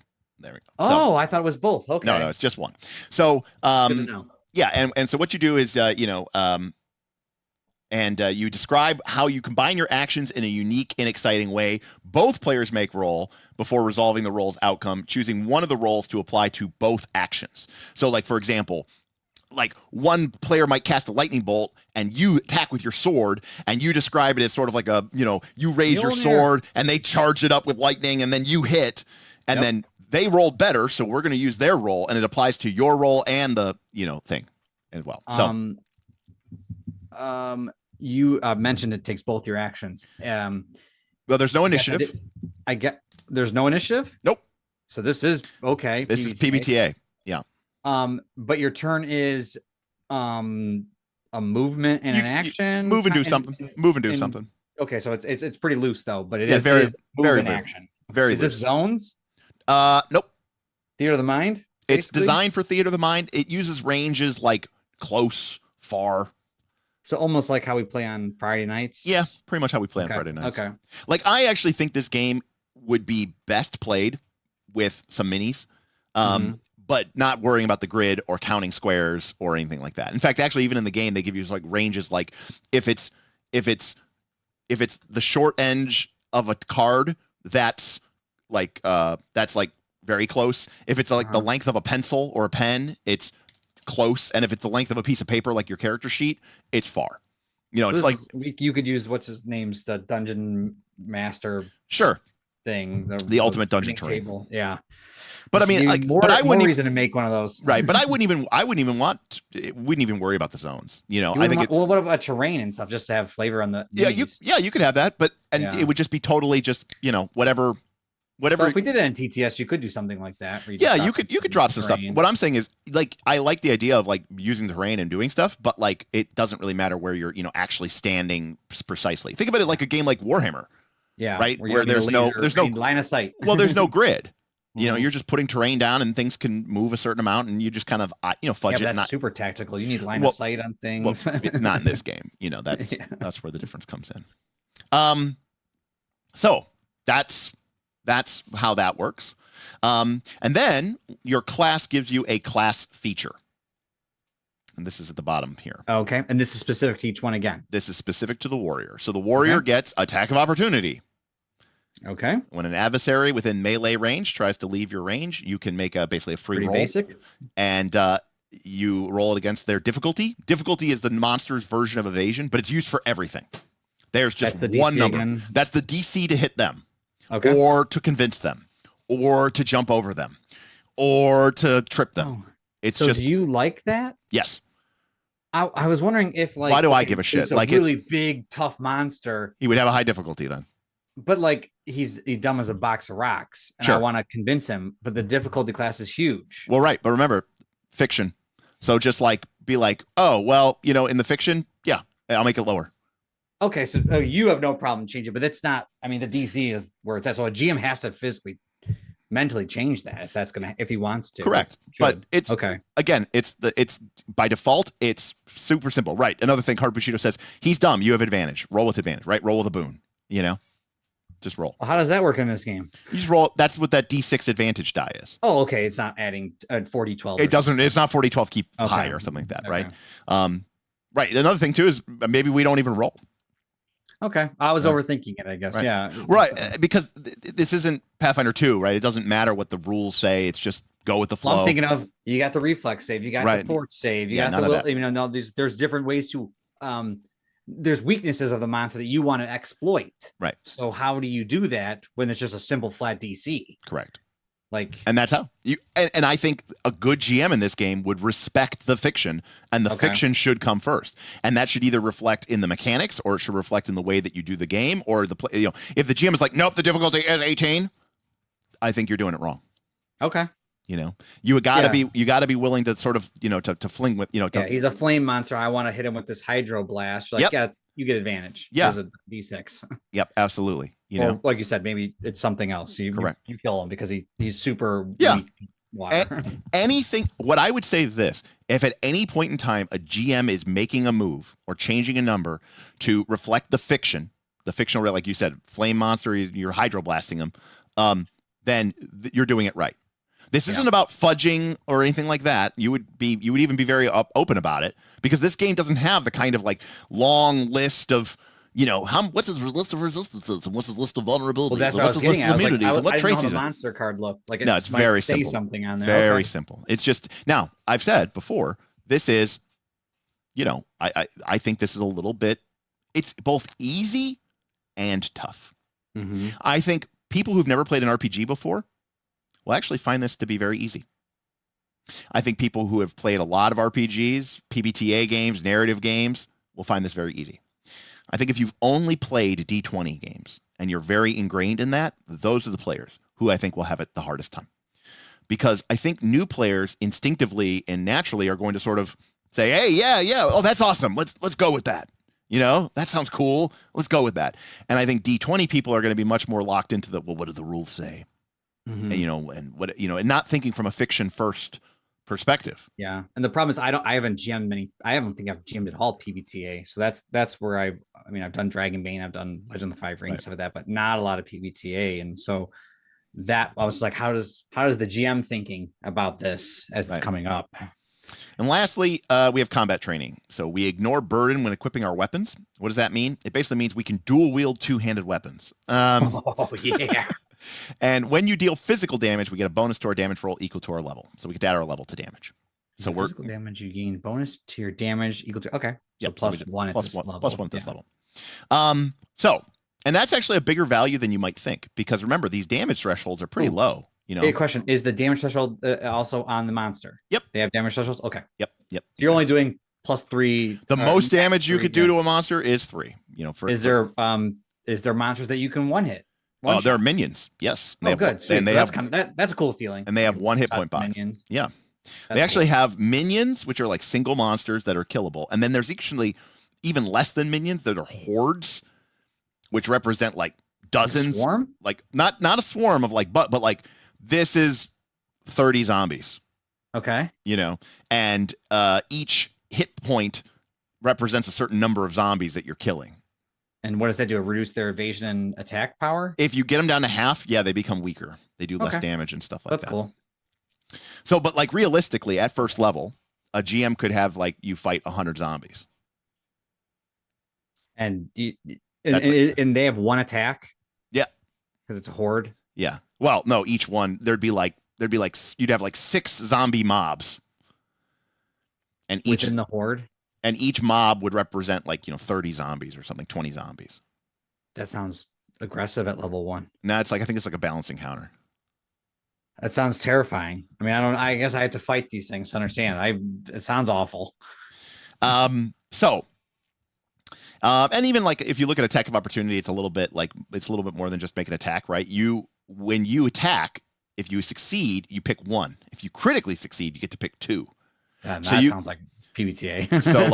So you could do damage to them, or you can stop them from moving, or you can move along with them. Oh, chase them down. Okay. Chase them down. Or if you crit, you get to do both, you know? That's kind of sweet.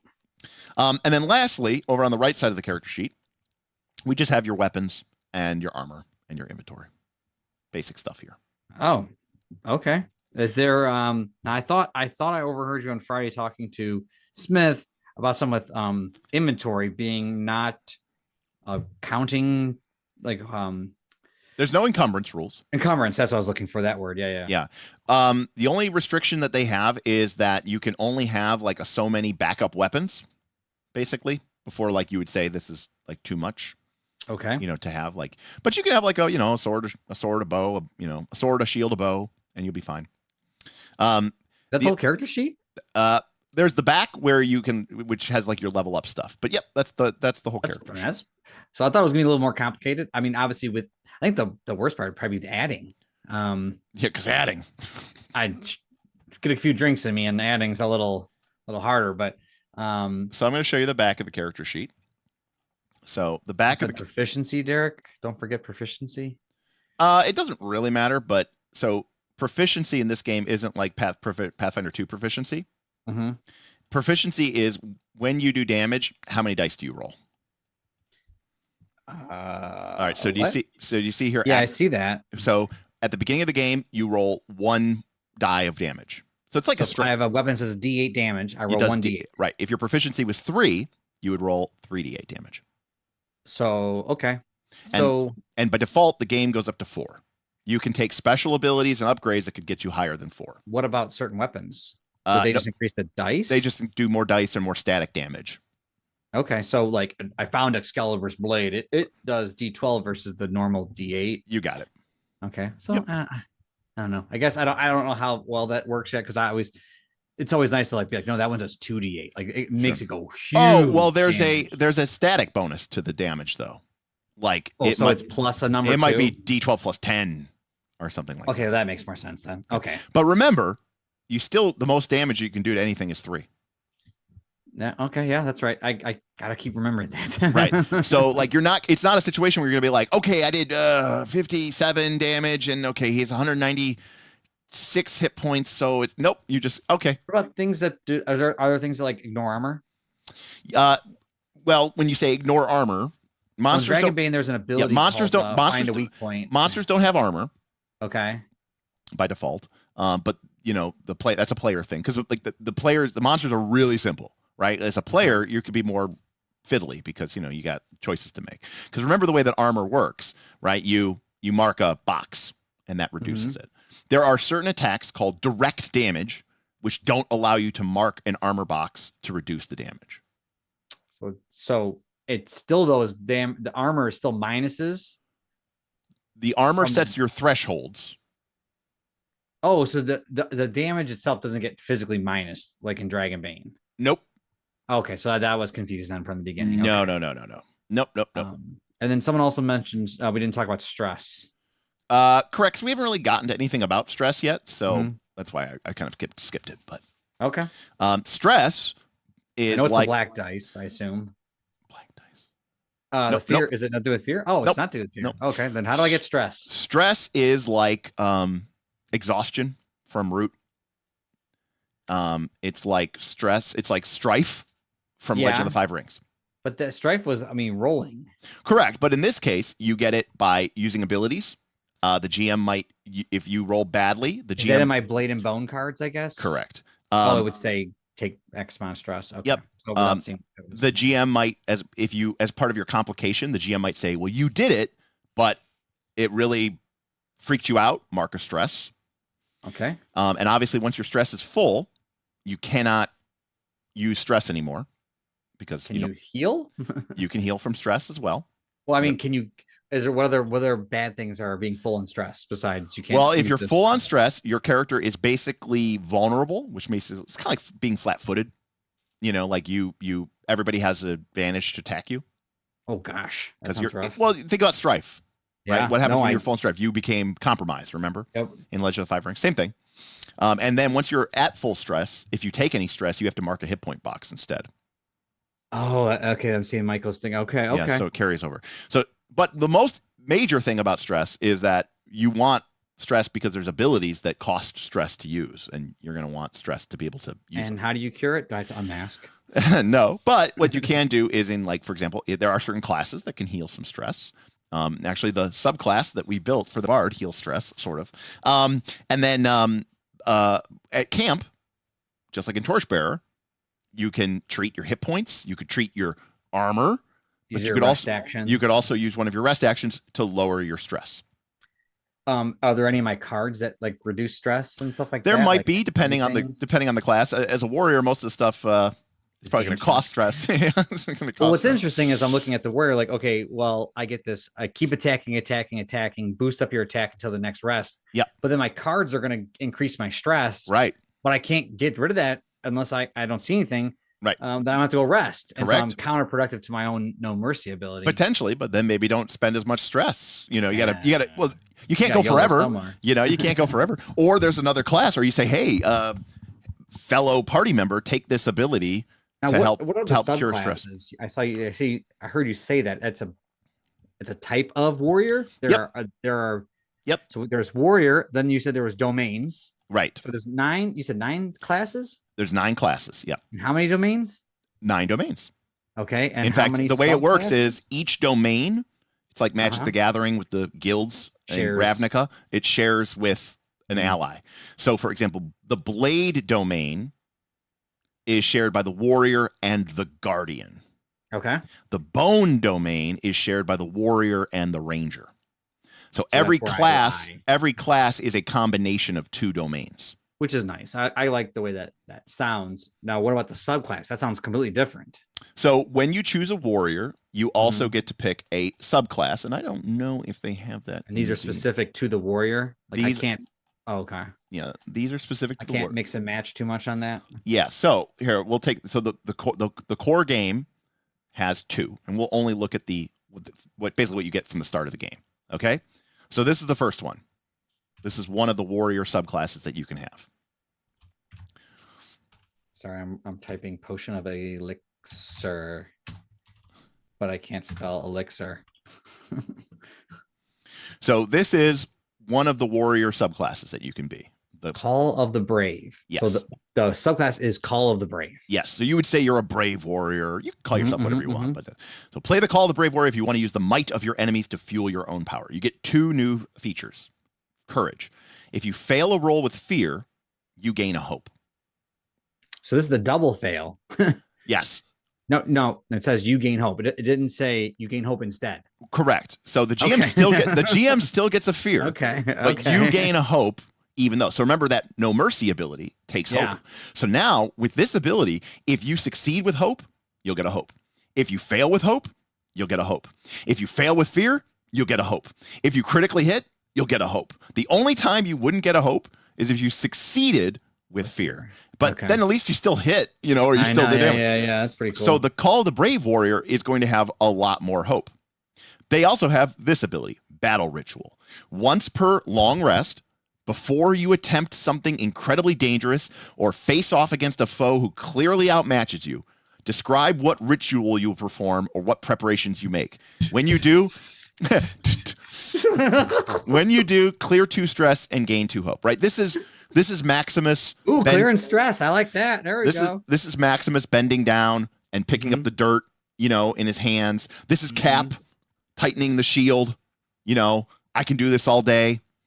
It's just like a cool little moment. You can do it once per long rest. And when you do it, boom, clear 2 stress, 2 hope. But you can't just do it anytime. You have to do it when you're about to do something stupid, dangerous, or go up against a foe that clearly outmatches you, right? And how many roughly are there per class? There's 2. There's only 2. 2 subclasses per class. So I assume that's where they can add supplement. Of course. Okay. Right. Now, contrast this with the other subclass for the warrior. This is LeBron doing the chalk, 100%, Jake. Oh, that's a good comparison. That is a great comparison. So the other one is the Call of the Slayer. Oh boy, this sounds amazing. Now another thing you'll notice, Bob, is that some things are, I don't want to say more complicated, but the game gives you complexity options. Like Call of the Slayer is a little bit more complicated than Call the Brave. If you want to be a super simple warrior, just be the brave, heroic warrior. Slayer is a little bit more complicated. You get a pool of dice called Slayer dice. When you make a roll with hope, you can place a D6 on this card instead of gaining the hope. You can store a number of Slayer dice equal to your proficiency. That's those dots that we talked about, right? That starts at 1.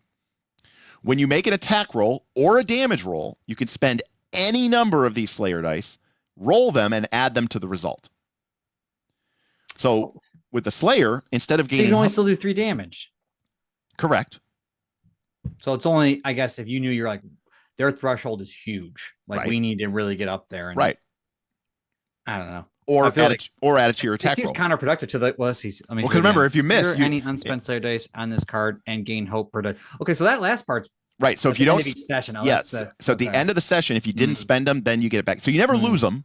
At the worst, it gets converted into hope. And Dr. Metropolis says getting past the threshold is important. Okay, Correct. yeah. So if you knew... Well, because think about it this way, Bob. You're still thinking about D20. Like, these monsters have like 7 hit points. These monsters have like 5 hit points. No, but I'm saying... But they have a high threshold. Okay, but the damage... Going from doing 2 damage to 3 damage is a 50% damage increase. Oh, I get that. I'm just saying, why do I care about 3 versus 2? Well, no, it's not why do I care? 2 might be, from 10 to 20 or something, but like, so okay, we need to get above 20 because we really want to get that extra 50%. Right, correct. That's when you want to take the Slayer because it looks like it's counterproductive to the No Mercy thing, which seems pretty solid anyway. But it just depends on if you're facing foes over your standing. It all depends on it all depends on your situation. And you can never change your subclass. I assume you're locked in. Yeah, you're locked in. You're locked in on your subclass. So when you make a warrior, you basically choose one of these subclasses.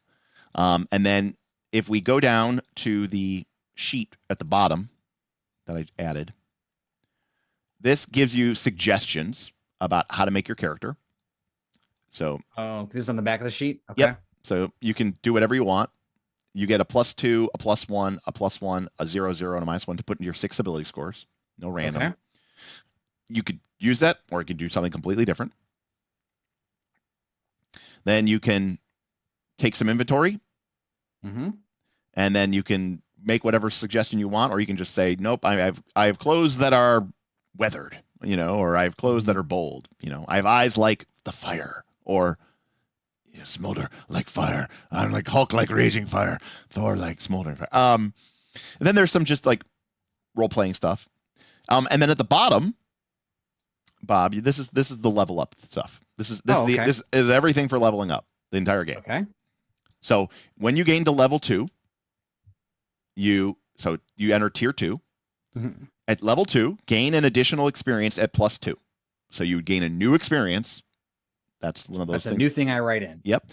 And you also get +1 bonus to your proficiency. Level 2, I'm rolling extra dice. Now you're rolling 2 dice. You have a striking roll. Then choose 2 options from the list below and mark them. So pick 2. Okay. So you could slot's pretty nice. You could take stress slot could be very important on this character. Right. And I get to at least do that twice. So maybe levels 2 and 3 or 3. Or you could do it right now. You could take stress. Oh, you could do 2 of the same? Yep. Oh. Yep. Update your level and adjust your damage level. Take an additional domain card of your level or lower. So every level you get a new card. Okay, so when I got up the pack of blade and stone, blade and bone, that pack of cards has cards that I can't access yet. Correct. They're too high level. Gotcha. Yeah. Okay. So like feats. Yeah, it's like feats. And so so you would +1 bonus to two unmarked character traits. Yep. Gain +1 bonus to 2 unmarked character traits. So those are the traits I had before. Those are the 6 stats. Those are agility, strength, knowledge. Oh, that's what that meant. Those are character traits. Right. Gain 1 hit point.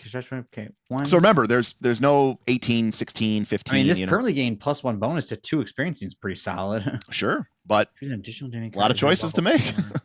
Wait a second. So choose an additional domain card of your level or lower from a domain you have access to. Yep. So I get this pack of cards. Yep. I can only get 1 card from there? Every time you level up. So I start the game at level 1. I only get 1 card. You start with 2. Oh, I start with two blade level, and 2 stone? You start with 2 level 1 cards. And they can be both blade or both stone or 1 and 1? Blade and bone. And yes, it could be 2-0, 1-1, or 0-2. Stone. Sorry, I keep saying bone. That's fine. Or sorry, I keep saying stone and not bone. Right. Okay. And then leveling up lets me get another card, or eventually if I level up I can get access to higher level cards. Well, at level 2, you get access to your level 2 cards, and at level 3, you get access to your level 3 cards. But then and I have to click that. Nope, choose that's additional an additional one. Oh, If you want another one beyond what you get normally. Okay. So, to kind of round it out, here are the level 1 blade and bone cards. Okay. So the ones on the top are the blades, and the one on the top of the bones. You would get 2 of these to start from. Okay. So, for example, get back up. When you take severe damage, that's the 3 hit point one. Mm-hmm. You can mark a stress to reduce the severity by 1 threshold. And that can stack with armor? It sure can. Okay. So you And could. this one up in the corner is the level? No. So the one in the upper left-hand corner is the level. Okay. What's the right one? So this doesn't matter at the beginning of the game. As you get higher level, you will eventually have more cards than you can have active. You can only have 5 cards active in front of you. The level rest, 10, 5 cards active. level 10, 5 cards active. The rest go into what's called your vault. Okay. Now, whenever you take a long rest, you can swap your cards out. Doesn't count as your rest actions? No, it's just swap them out. But, all right. So you have your what's in your current loadout, and then you have stuff in your vault. But what if you really need this ability during the middle of a session? You can recall it from your vault into your loadout, your active loadout, for stress equal to the little lightning symbol. Oh, okay. Right. Okay. And you can kind of swaps. And you have to you'd have to swap one out. What if there's a blank spot? Like what if I if you had a blank spot, you could just swap it in. Oh, okay. Sweet. But you would still have to pay the 1. You're correct. Or in this whirlwind when it costs 0, apparently. Right. So whirlwind is one that you could have in your vault, and then basically you find yourself surrounded. It doesn't really do anything unless you're surrounded, and so you go swapping in whirlwind, kicking out something else. Now I'm going to do my whirlwind. So get back up makes you really tough because now you could mark an armor and a stress. You could turn a 3 hit point hit into a 1 hit point hit. Not good enough lets you re-roll your damage dice, letting you re-roll any 1s and 2s. Cool. Maybe not that great at level 1 when you're only rolling 1 die, but imagine you rolling 3 or 4 dice. Yeah. It'd be cool to be able to re-roll those 1s and 2s. Is that every level? At level 2, gain additional, and so I don't get an additional dice. You do. So you get it at each tier. So you see how there's here you get an additional dice. You get an addition. It's called +1 to proficiency. Yeah, +1. But so you notice you get +1 to proficiency at tier 2. You get +1 to proficiency at tier 3, and you get +1 to proficiency at tier 4. So you go from 1 to 4 over the course of the game. But if you look, there is an option at tier 3, but it takes both of your boxes. It takes 2 that's what the dark ones are. Yeah, okay. It takes 2 check box to get that. Michael, take care of buddy. Oh, see you, Michael. So if you actually really wanted to invest in damage, you could take proficiency bonus twice, and you'd be rolling 6 dice. Copper, it is free. The SRD is free. It includes all of the classes, all of the subclasses, and all of the cards. So, and then Whirlwind basically lets you make an AoE attack at close range, right? But you have to spend a hope. Yeah, yeah. And then the Bone Domain is sort of more of like combat badassness, right? Like, kind of like dodging and moving and, kind of not just attacking, but like being cool in the fight. So deft maneuvers lets you mark a stress to move anywhere on the battlefield within far range, which is about 100 feet. And you don't even have to make a roll or anything to get there. Then, if you end this within melee range of an adversary, you get to make an immediate attack roll and get a bonus to attack roll. So you basically charged them. But it also lets you make the move without making any dice rolls. Yeah, that's pretty sweet. I see it coming when you're targeted by an attack made from beyond melee range, so a ranged attack. You can mark a stress and roll a d4 and add it to your evasion, which is your armor class. Oh, that's sweet. Yeah. And then untouchable is a permanent bonus. It just lasts as long as this card's in your loadout. You gain a bonus to your evasion equal to half your agility. So if your agility's low, you would you wouldn't take this. But if your agility's high, does it round up? It does round up. It does round up. Okay. I think I'm 99%. Oh, someone just wrote that. Round it up. Yeah. I was just thinking like, okay, I got 3. So you would pick 2 of these to start the game with. Then when you level to level 2, you would get 2 more options from blade and 2 more options from bone. But, I'm gonna make these bigger. But remember, you could also pick a lower level one that you haven't already picked. So you could pick a lower level one, but you only get 1 of these. So you might want to take Reckless, which lets you mark a stress just to gain advantage on an attack. Very, barbarian-esque. Now, but I assume these cards go all the way up to level 10. They do. And the 10 ones are earth-shattering type? Of course. Oh, gosh. Of course they are. Here, you remember how we said you can only go up to 3? You can do 1, 2, or 3 damage. Yeah. All right. Oh, give it to me. Look at this one. Reaper Strike. Once per long rest, spend a hope to make an attack roll. The GM tells you which targets within range it would succeed against. Choose one of these targets and force them to mark 5 hit points. What? Once per long rest, spend hope. And to make an attack roll. Okay, so I'm making an attack roll, then I'm using this. Yep. One time. I spend hope as well. And the GM then tells you which targets within range it would succeed against. Right. So you don't use it on somebody. You don't use it on somebody you would miss against. Yeah. Wow. And then choose one of these targets and force them to mark 5 hit points. I mean, that could kill somebody. Look at this level 10 one. Oh boy. Like the 0 swap. When you make a successful attack against an adversary, you mark 4 stress. Well, to force the target to mark a number of hit points equal to the number of hit points you currently have marked instead of rolling for damage. So if you have 10 points of damage marked, you do 10 points of damage. 10 hit points. Jeez. But it costs you 4 stress. Correct. Now, so if you're to 4 stress first? Well, no, it says when you make a successful attack against the adversary. So you roll first. Did I hit? Okay. Yes. I have 9 hit points marked. Yeah. Because I've been getting my ass beat. I've been taking a lot of damage.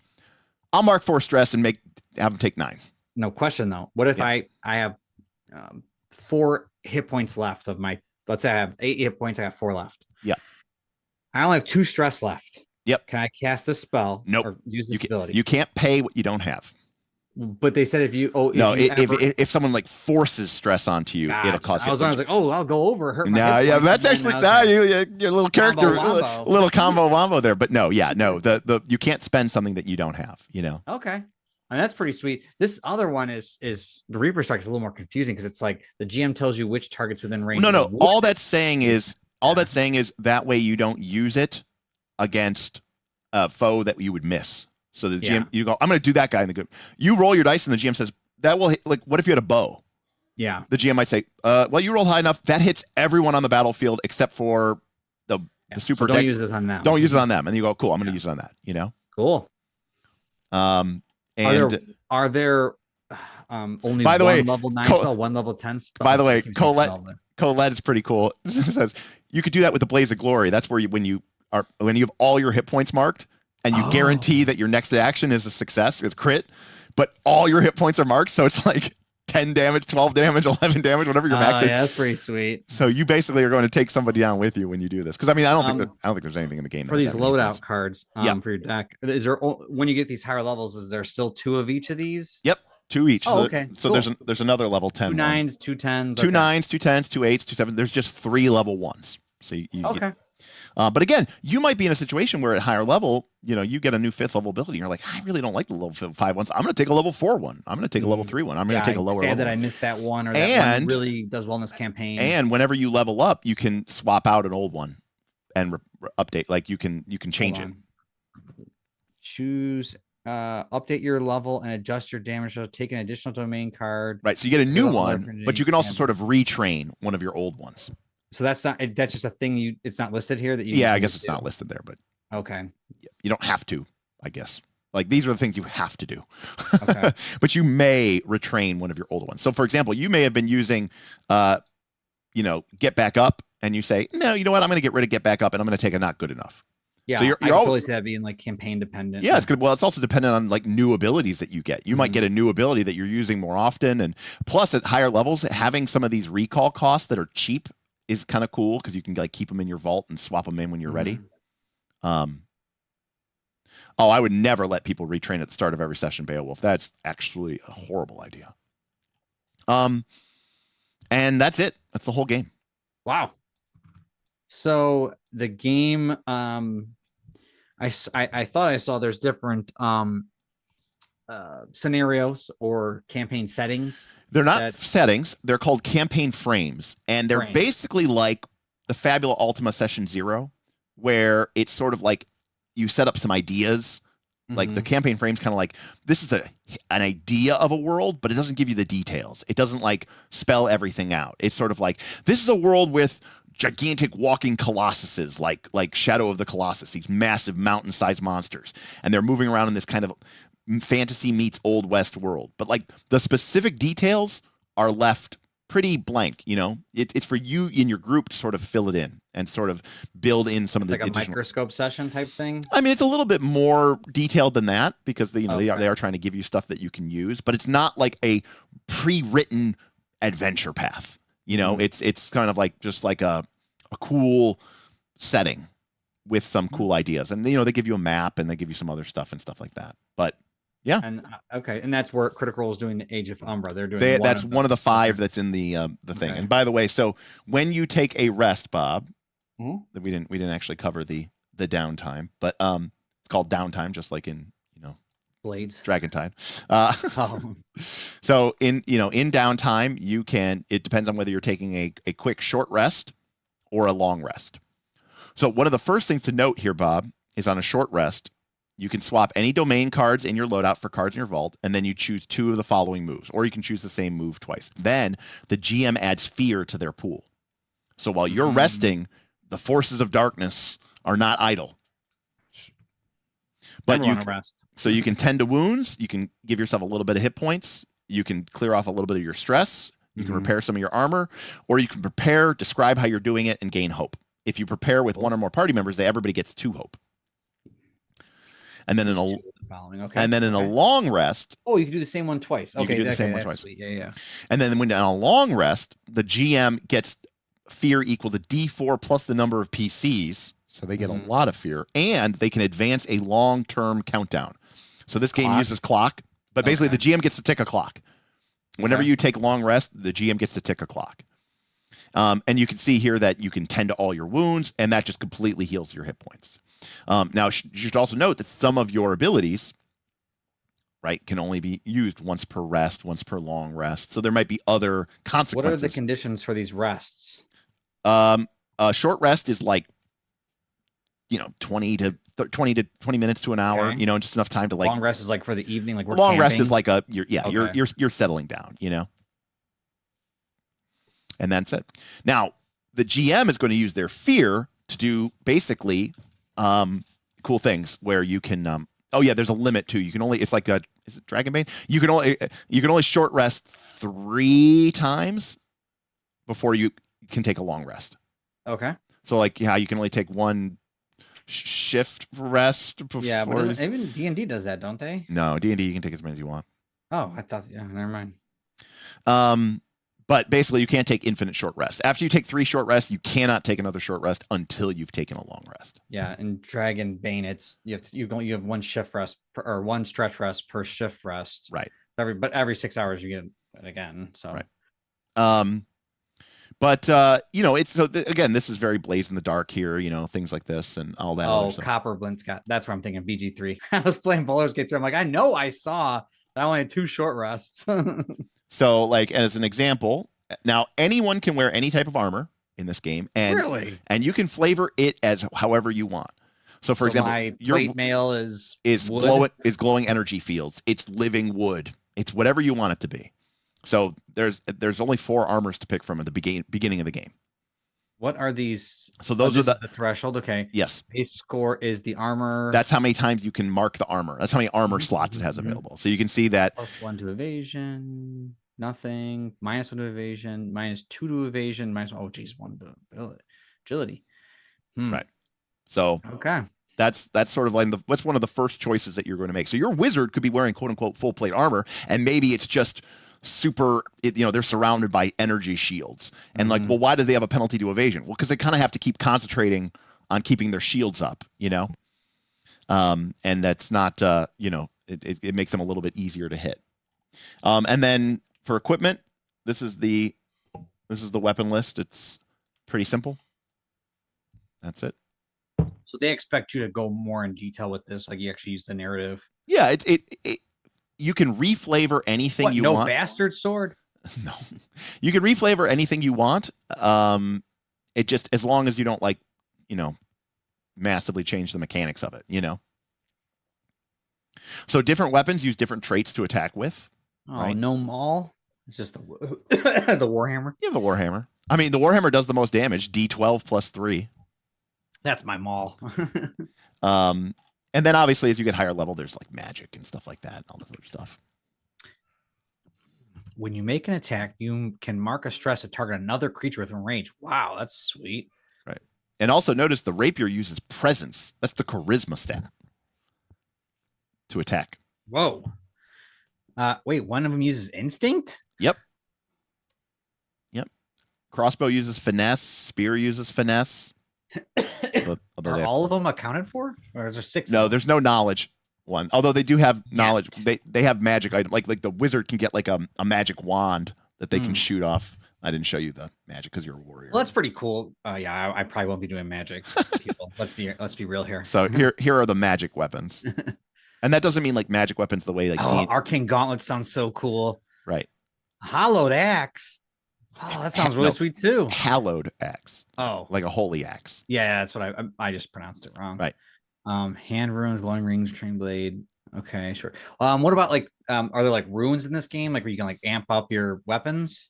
So you can get there's magic weapons, magic items, better weapons, better items, as you go through the But you can't like build out your weapons like in PF2. No, but again, flavor, it doesn't really matter. You know what I mean? Like there's no like GP limit. There's no like none of these items have like a GP score. You know what I mean? Like you can, if you want to describe how your weapon just gets more powerful with you, you totally can. You know what I mean? Like that's not what this game's about. So how much is this game I guess focus on combat versus like almost like PBTA? A lot of it sometimes is like narrative. Correct. So I'm going to read diplomacy stuff and all sorts of correct. stuff. Correct.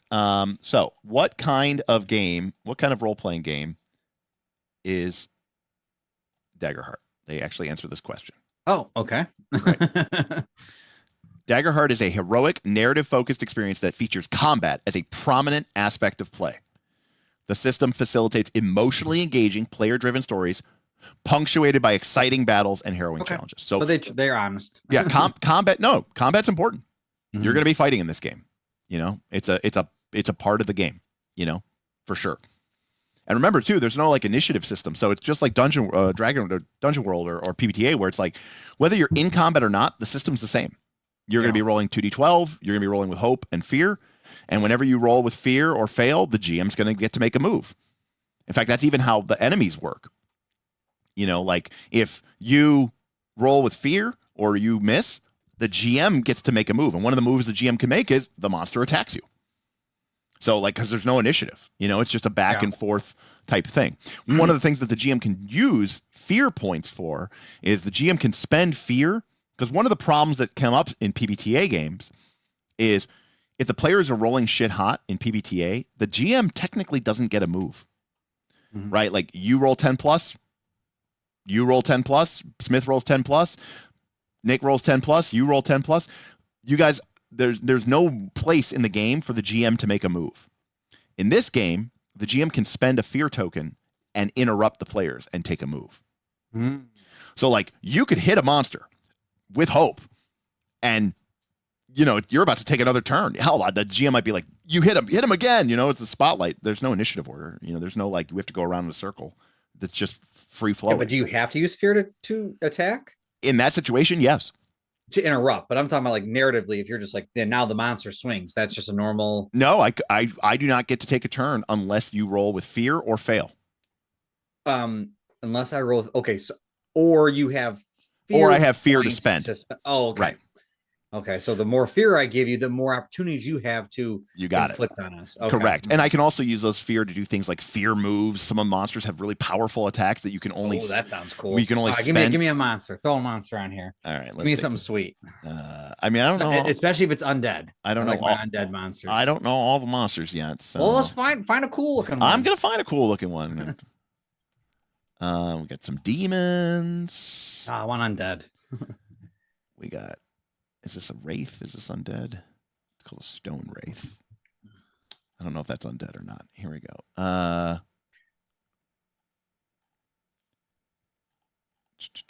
This is level Someone 1. says show a horde and a solo. Says there are also bosses with phases. What's that mean? You know, like you fight it and you kill it, and then it comes back in phase 2, and then you could fight it. Like flipping the damn card. Yeah. All right. So here's a vampire. Okay. Where we at? Where are you at? I'm both down or up? I'm down. I'm okay. down. So this is no image. The art's really thin in the book about the monsters because they yeah. So this is a level 3 standard monster or tier 3, not level 3, tier 3. So what does tier 3 mean? That just means we should be at level 4, 5, 6, 7? 5, 6, 7. That's exactly right, Bob. Yep. Okay. Roughly. So it's an intelligent undead with bloodstained lips and a predator smile. Its motives and tactics are to bite, charm, deceive, feed, intimidate. This doesn't do anything, but remember, it's a fiction first game. So it's trying to give you cues. Cues, exactly. Yeah. The difficulty is 16. That's its base difficulty. To hit it, to convince it, to dance with it, whatever. Its thresholds are 18 and 35. If you do less than 18 damage, it's taking 1 hit point. If it's 18 or more, it's taking 2. 35 or more, it's taking 3. That's actually really clean how that's written. It's very clean because you just know below is 1. Yep. That range is 2, and then over is 3. Yep. That's actually pretty nice. It has 5 hit 35 points. and over, right? Yeah, 35 and over, or 18 and over, right? It has 4 stress. Cool. It attacks with a +3 bonus. So D20 plus 3. No D20 plus 17. No D20 plus 21. You need to keep a stress counter per monster. Correct. You almost need like a HP. And I've seen like our Moncala tiles. Yeah, I've seen in the quick start adventure, like all the little monster blocks that they put in there have like little check boxes, like 5 check. I know Smith likes his gems. I know. You could no, I probably wouldn't use gems, but like it'd be cool to have like the little like little card, and you could have the check boxes. And then it attacks with a rapier, does 3d8 physical damage. Okay. And then it has 2 features. Draining bite. Make an attack against the target within melee range. On a success, deal 5d4 damage. And a target who takes hit point loss from this attack loses a hope and must mark a stress. And then the vampire. You need, tons of different sets of dice for this. You need like a few full sets of dice. I mean, what D&D player doesn't have a couple full sets of dice? I mean, I'm just saying, like. Oh yeah, because a wizard in D&D or Pathfinder doesn't need a bunch of D6s and a bunch of D4s and a bunch of. You need all that stuff anyways. You bring what you're, but here you need like 5 sets at least. Bob, how many sets of dice do you have? We ain't talking about me here. We're talking about the new player playing a Daggerheart for their first time. You know, they came from D20. They only have 2 sets. They got the really pretty one and the one that came with the game. And they're like, oh, this game I got to do now. Yeah. The GM, I mean, I would say that, the King Hodop does not like dice. That is the wildest thing I've ever heard in my life. What RPG player doesn't like D20? Who's in charge of this chat? Ban King. Yeah, can we ban them? Yeah, if you really need to, just roll the same one over and over and over again. This is true. I mean, it's just interesting to all of a sudden, we're rolling D12s, and then we're rolling D8s, and all of a sudden rolling. I mean, like, I'm used to like, okay, you got to roll D4 plus something, but like 5d4 is an interesting number. They're trying to avoid missile numbers here. They're trying to avoid the big bonus, which makes the dice roll pointless.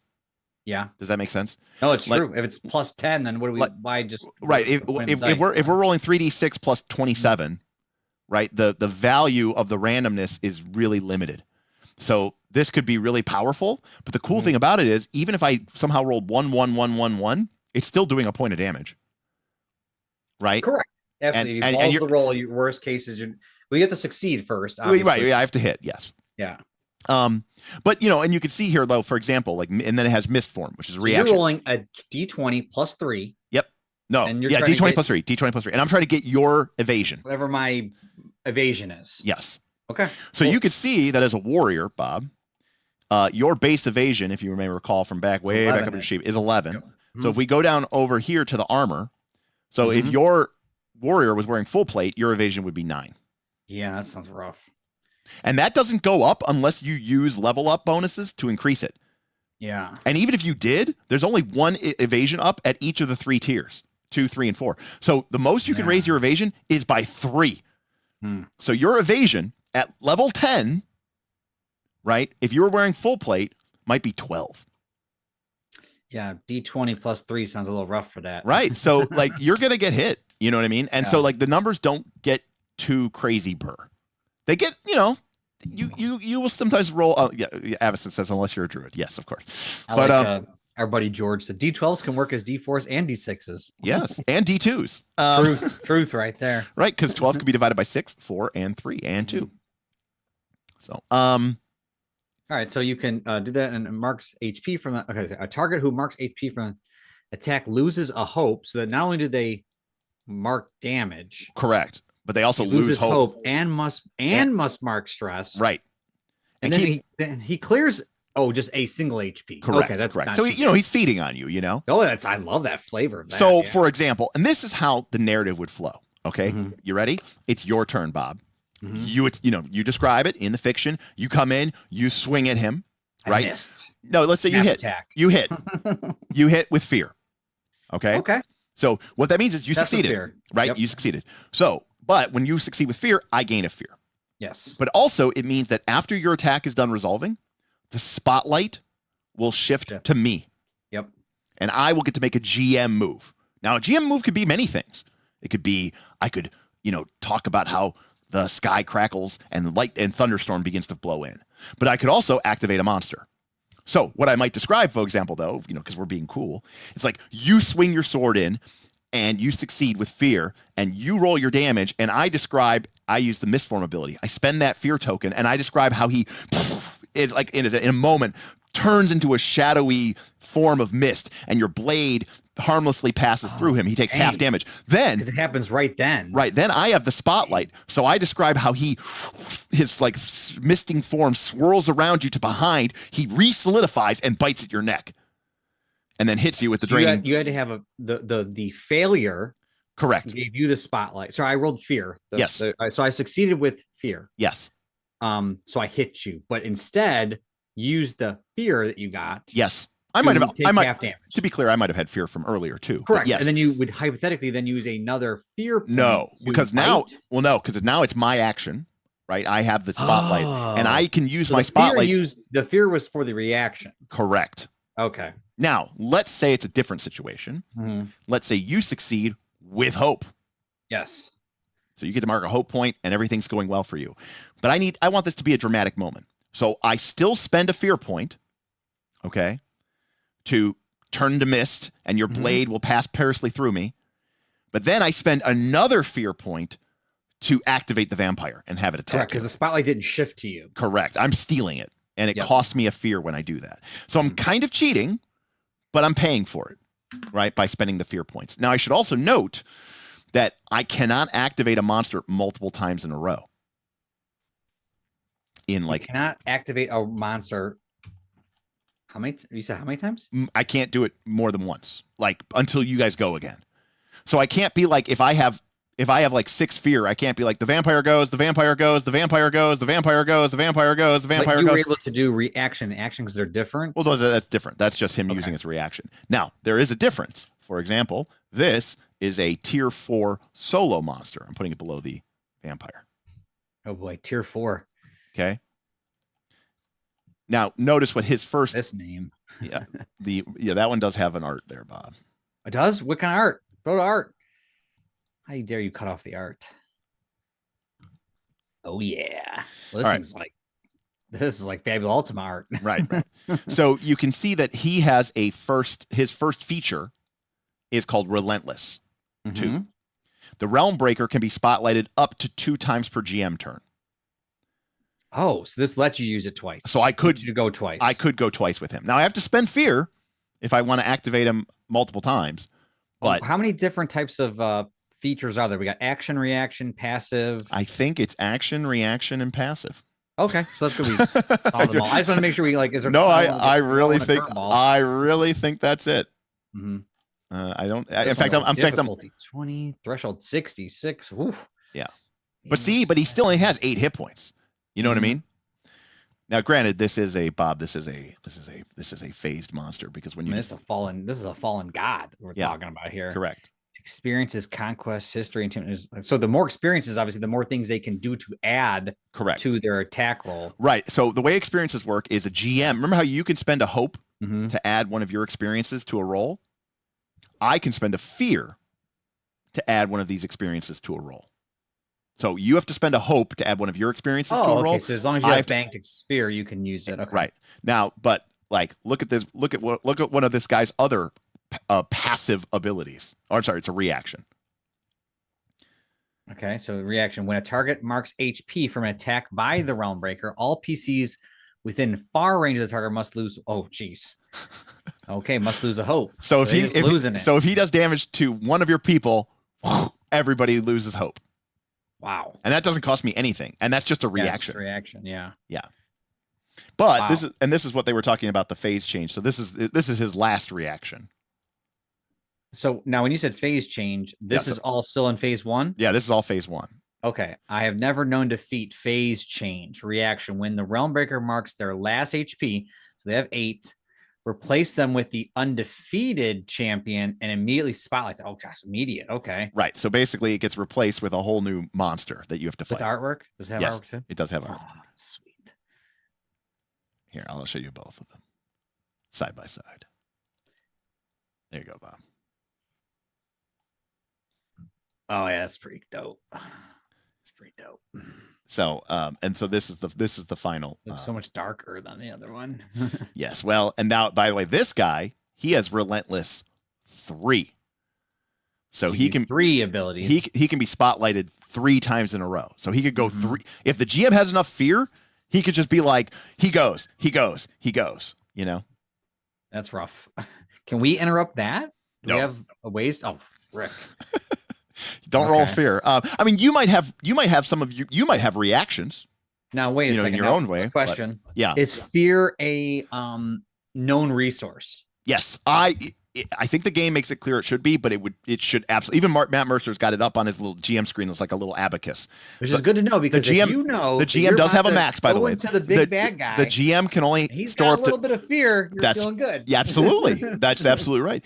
Okay. Yeah. So the GM does have a limit of 12 fear, but you are correct. It's just like it's just like those dice. Yep. Remember that I used to keep. You're feeling confident. For you're not scared. The tension pool for the random encounters. The tension pool. It's one of my favorite things. You are absolutely right, Bob. If you're going in and the GM has 10 fear, you should be like, guys, I'm not feeling good about this right now. You need Derek to waste them some other But way. also remember, every time you take a rest, the GM gains D4 fear. You can't just stop. You can't stop. And if you take a long rest, the GM gets D4 plus the number of PCs. That could be D4 plus 4 fear. So by taking a long rest, you get some nice, you get to reset your abilities. But the GM could literally gain 7 fear. Yeah, we gotta find like a minion monster lying in the shadows somewhere to like make you waste it. And there is a thing in here. One of the advice they give to the GM is like, don't hoard your fear. But at the same time, you also shouldn't drop all your fear on, let's say, a minor fight. You know what I mean? Like it Correct. doesn't. Like obviously, this is like a end of a tier. This is the end of the campaign type fight. This is a big bad guy. Yeah, but you got to look at it. Right. They also have a 3-phase dragon. So he phased over. What's his new HP? Is all the same? No, it's almost like an entirely new monster. Okay, so this really is like flipping the magic card. Yeah, this is like flipping the magic card. Yes, correct. Yeah, he's got. So the first one had 8 hit points, 5 stress. This guy has. Show me the clock ability. The clock is great. Oh yeah, okay. They want to show. I don't know what that means. Yeah, so it's called all-consuming rage. What is called all-consuming rage? So the first one, the Realm Breaker, the first phase, has this ability.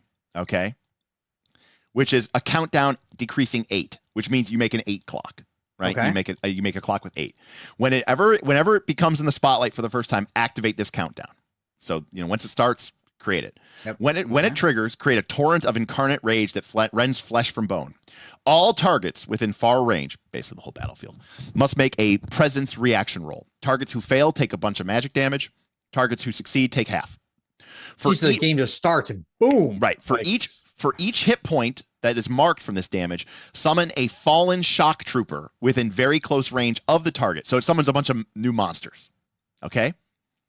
For each HP marked. So let's say we're playing 4-person party, we could be doing for each HP. So this could be like it's 2 to 1, 2 to 1 1. It could be 2 2 1 1. You make 6. Holy shit. Okay. Then if the countdown ever decreases its maximum value to 0, so if the clock finishes, the Realm Breaker marks all their remaining hit points, meaning it dies.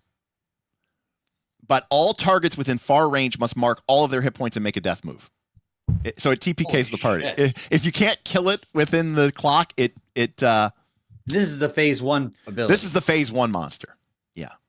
I mean, it puts a little pressure on the damn fight. That's for sure. Yeah. Holy shit. Yeah. And those other things are minions. Yeah, they are what is it called? Fallen shock troop. I'm sure they have like 1 HP. Yeah, all minions have 1 HP, even a tier 4 minion. So this is a wow. That is pretty crazy. So this is a fallen shock trooper, a cursed soul bound to the fallen's will. Difficulty 18 though. Yes. And you can see they don't even have thresholds, right? Because I know that difficulty's enough. Right. They have 1 hit point, 1 stress, and note that minions don't roll damage. They just do 12 damage. Oh, that's kind of sweet. But what they can do is all minions have what's called a group attack, right? Where you can attack with a bunch of minions at once and they add all their damages together. So like if 4 minions attacked as one group, they would do 48 damage. Jeez. And I love these little cards. Yeah, and this is it. This is the minion. This is the whole monster.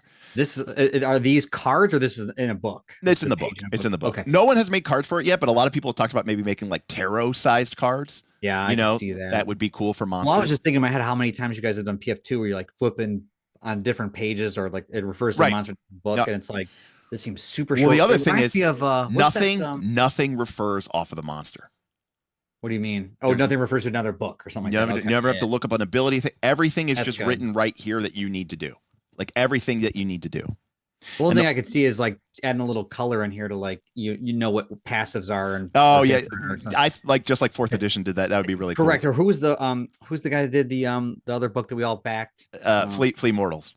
Yeah, Flea Mortals is a really Flea Mortals. Flea Mortals. It's really clean the way they did monsters. And I'm looking at this going like this is pretty damn clean. Well, they listed that book as one of their there you go. That things that really inspired them to do this. But that's a very easy thing to read. Yeah. The other cool thing about the minions in this game is if you attack them, you kill one. But all minions have this first ability called Minion, right? And you can see it says Minion 12 passive. If you attack, it's dead. But for every 12 points of damage you do, you also kill another minion. Well, that's actually pretty cool. So if you did 36 damage, you'd kill 1 minion plus 3 more. Oh, plus 3. Oh, right. Because because 12 is 2. Okay. Yeah, 12 would be 2. Jeez. Yeah. So like at this level, your warrior might be able to do 40 or 50 damage. So your warrior might be able to go in and just kill like 4 or 5 of these minions in one go, which is pretty sweet. They did what I consider to be an incredible job with the minions, with the monsters in general. I think they're just really, really cool. Bob, this is pretty funny from our Pathfinder session. Oh, the turret. Bob is playing a mechanic from Starfighter 2 in our Pathfinder 2 game, and he has sweet. He was dropping turrets. But it's really, really clear cut and simple. It's easy, it's quick, fast to run, and because it's fiction. I'm just looking. Obviously, I'm looking at the screen. It's very big, but I'm looking at it thinking like this is the size of a Magic card. Yeah, yeah. Like even less than that. Maybe the minion, but like the monster needs a tarot card. Yeah, that big boy. Yeah, sure. Oh, but that's a solo. You know what I mean? That's what I'm saying. But like this is like literally a playing card could have that. Yeah, or probably a a tarot card, especially if you put some art on there. But yeah, like the If vampire. you put art on there, you need the tarot card because that's how the PF2 Yeah, but I mean, did it. It's really, but if you just had that Vault Guardian thing you just posted, yeah, that's a playing card. Yeah, probably. I mean, look at the vampire. I mean, that's playing card. And here's the thing. By the way, here's the thing about this vampire. Okay, here's the thing about this vampire. Number one, we're playing fiction first game, which means that we see these motives and tactics. It wants to bite, it wants to deceive, it wants to feed, it wants to intimidate. We can do all of that through just normal moves. We don't need like mechanics for that. In terms of mechanics, what does this vampire do? It drains blood and it turns into mist. As far as like, what do you want out of a vampire? Like, what more does a vampire need to do as a monster to get across, oh, it did cool vampire shit?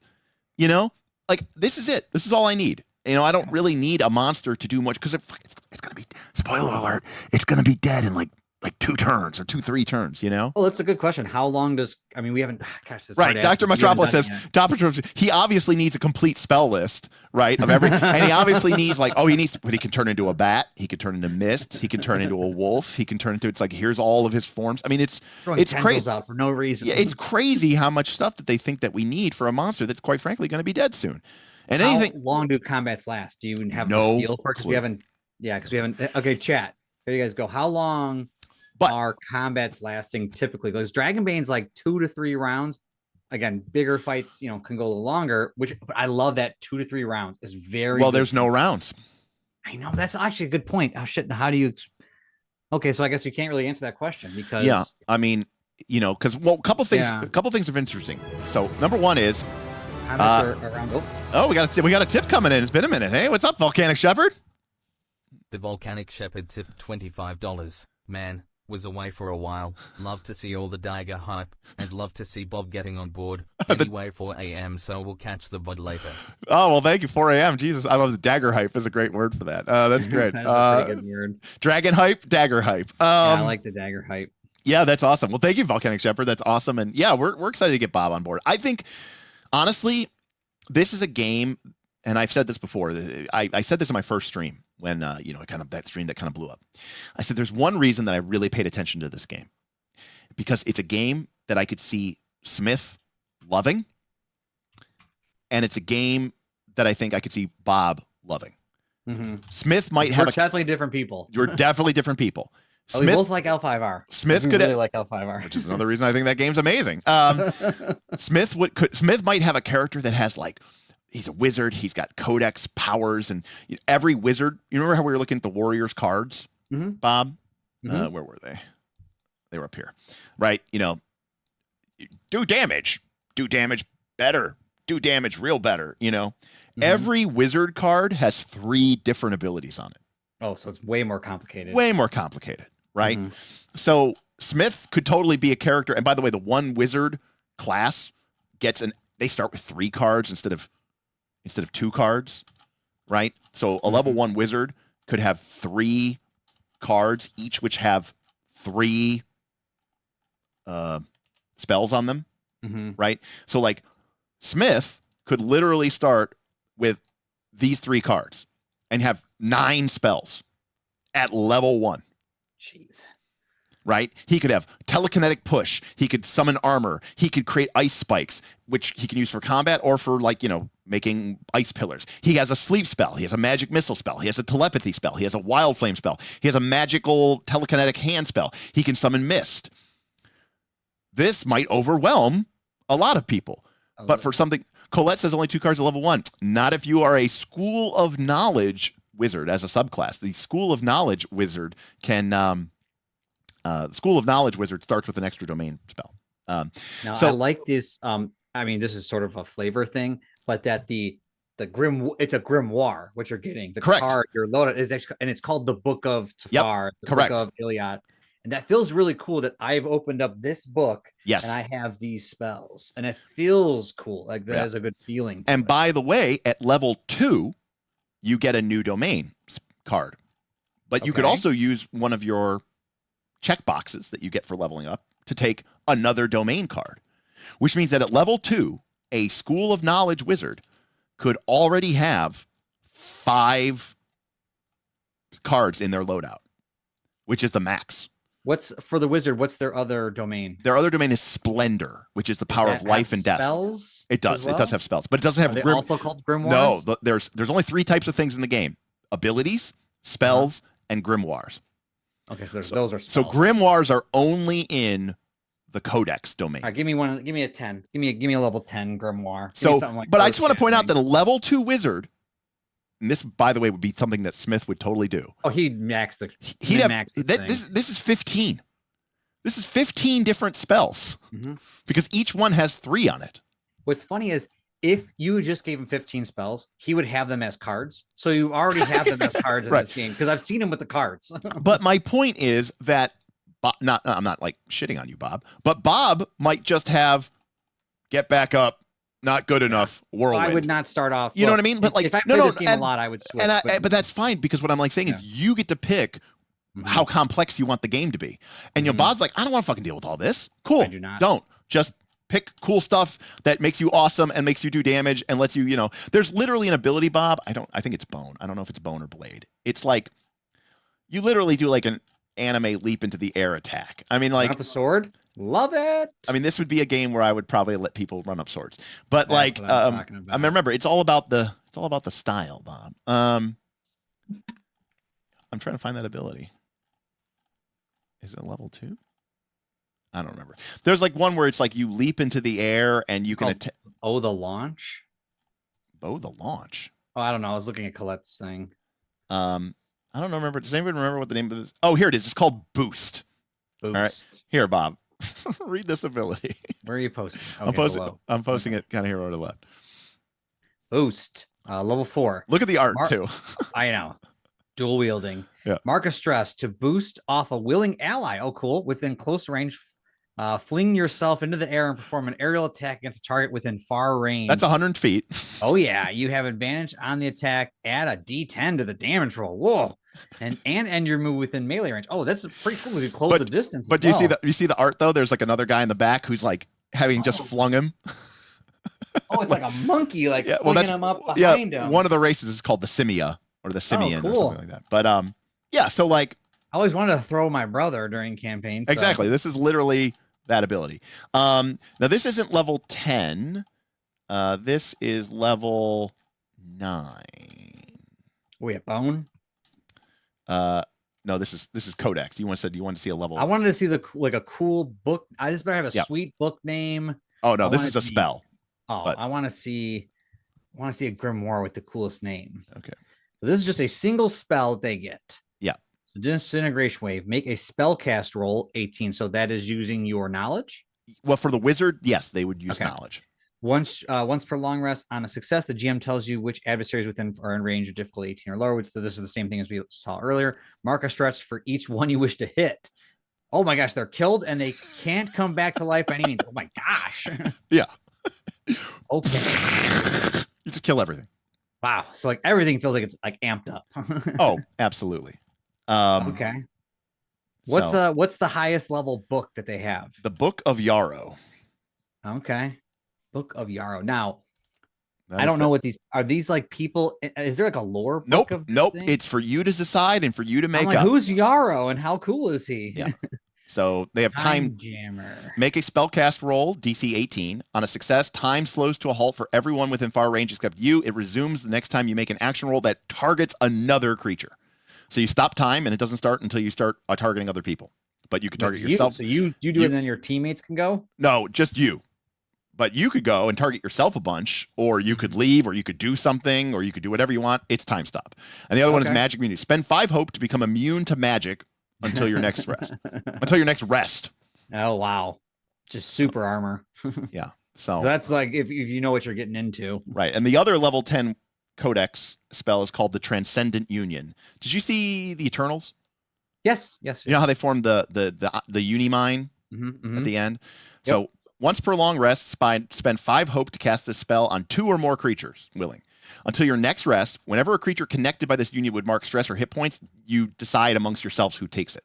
That's kind of so sweet. It turns the party's hit point and stress pool into one connected pool of points. Cool. So you can just, link it to everybody. Yeah, that's sweet. Yeah, I could see Smith liking that. I mean, case in point, like the level 10 midnight ability, a spell is called Eclipse. You literally summon an eclipse. What is midnight? Midnight is one of the domains. Okay. that is shared between the rogue and the sorcerer. Is it like evil, like necromancy type stuff? It's darkness. It's I kind of like the darkness. yeah. Let's see. Make a spellcast roll 16. Okay, once per long rest on a success, plunge the entire area within far range in the complete darkness. Only you and your allies can see. Oh gosh. Attack rolls have disadvantage when targeting you or an ally within the shadow, which is just a d6, right? Yes. Disadvantage. Okay. Additionally, when you or your ally succeeds with hope against an adversary within the shadow, the target must mark a stress. The spell lasts until the GM spends a fear on their turn to clear this effect. So you have to use this, yes, or take severe damage. Right. So if you get hit hard enough, it also dissipates. But I mean, it's fine. Also remember, this doesn't even cost you anything to cast. No, you just have to make the roll. Now you can only do it once per long rest, but it doesn't cost you anything. Mm-hmm. Another one is now when you have like spells and abilities on the monsters, have you been seeing any of them overlap with this? Like it might have the eclipse ability. No. Okay, so these are just heroic stuff. These are Nothing just overlaps. Okay. These are just for the PCs. Well, the PCs get this, incredible, crazy things here. They want me to show you a level 10 bone one. Someone else saying, show him the resurrection from Splendor. Yeah, so Splendor is sort of the life and death one. Okay. And remember how I said you can't actually bring anybody back from the dead? Mm-hmm. There is a level 10 ability that lets you do it once. On a success, restore one creature who has been dead no longer than 100 years. So you'd be like, before this fight. But read it though. then roll a d6. On a result of 5 or lower, place this card back in your vault forever. Whoa, wait a second. So you only on a 6? Do you get to keep the spell? Oh, okay. So it successfully casts though. Yes. If I rolled a 20 over a 20, right. 20 or over. Right. But there's a chance that I might only be able to resurrect one person ever in the game. Yep. Because it's that powerful. But someone else might overlap and have a resurrection as well. Correct? Yeah, but I mean, the idea is that it's going to be like a once in a campaign. But it's still pretty crazy. I mean, if you somehow roll the 6, it's going to be like it makes the narrative thing like really much more powerful. Yeah, that's pretty cool. Yeah. But like going back to like level 1, so there's another domain called Valor, which is from the Guardian, which is kind of like one of the other martial, kind of the more like defensive guy. And he's got an ability, which is, I think, one of my favorite abilities actually in the game. It's called Bare Bones. And this one is real simple. It's a card you take. And it says, when you choose not to equip armor, your armor score is 3 plus your strength score.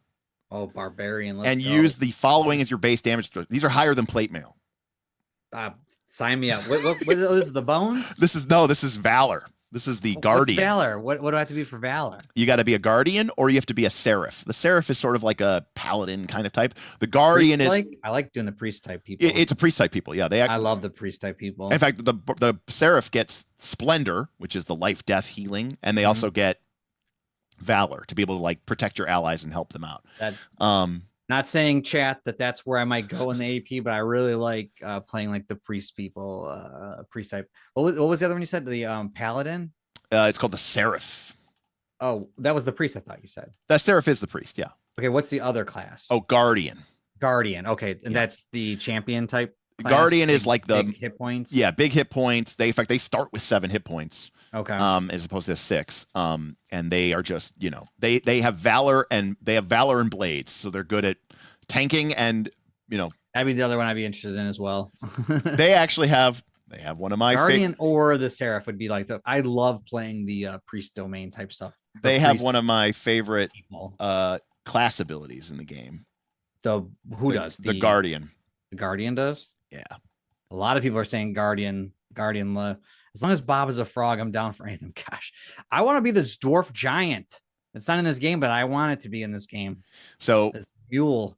Again, I put it over there to the left, Bob. Yep. So the Guardian's ability class feature is called Unstoppable. Once per long rest, you become unstoppable. You gain the Unstoppable die.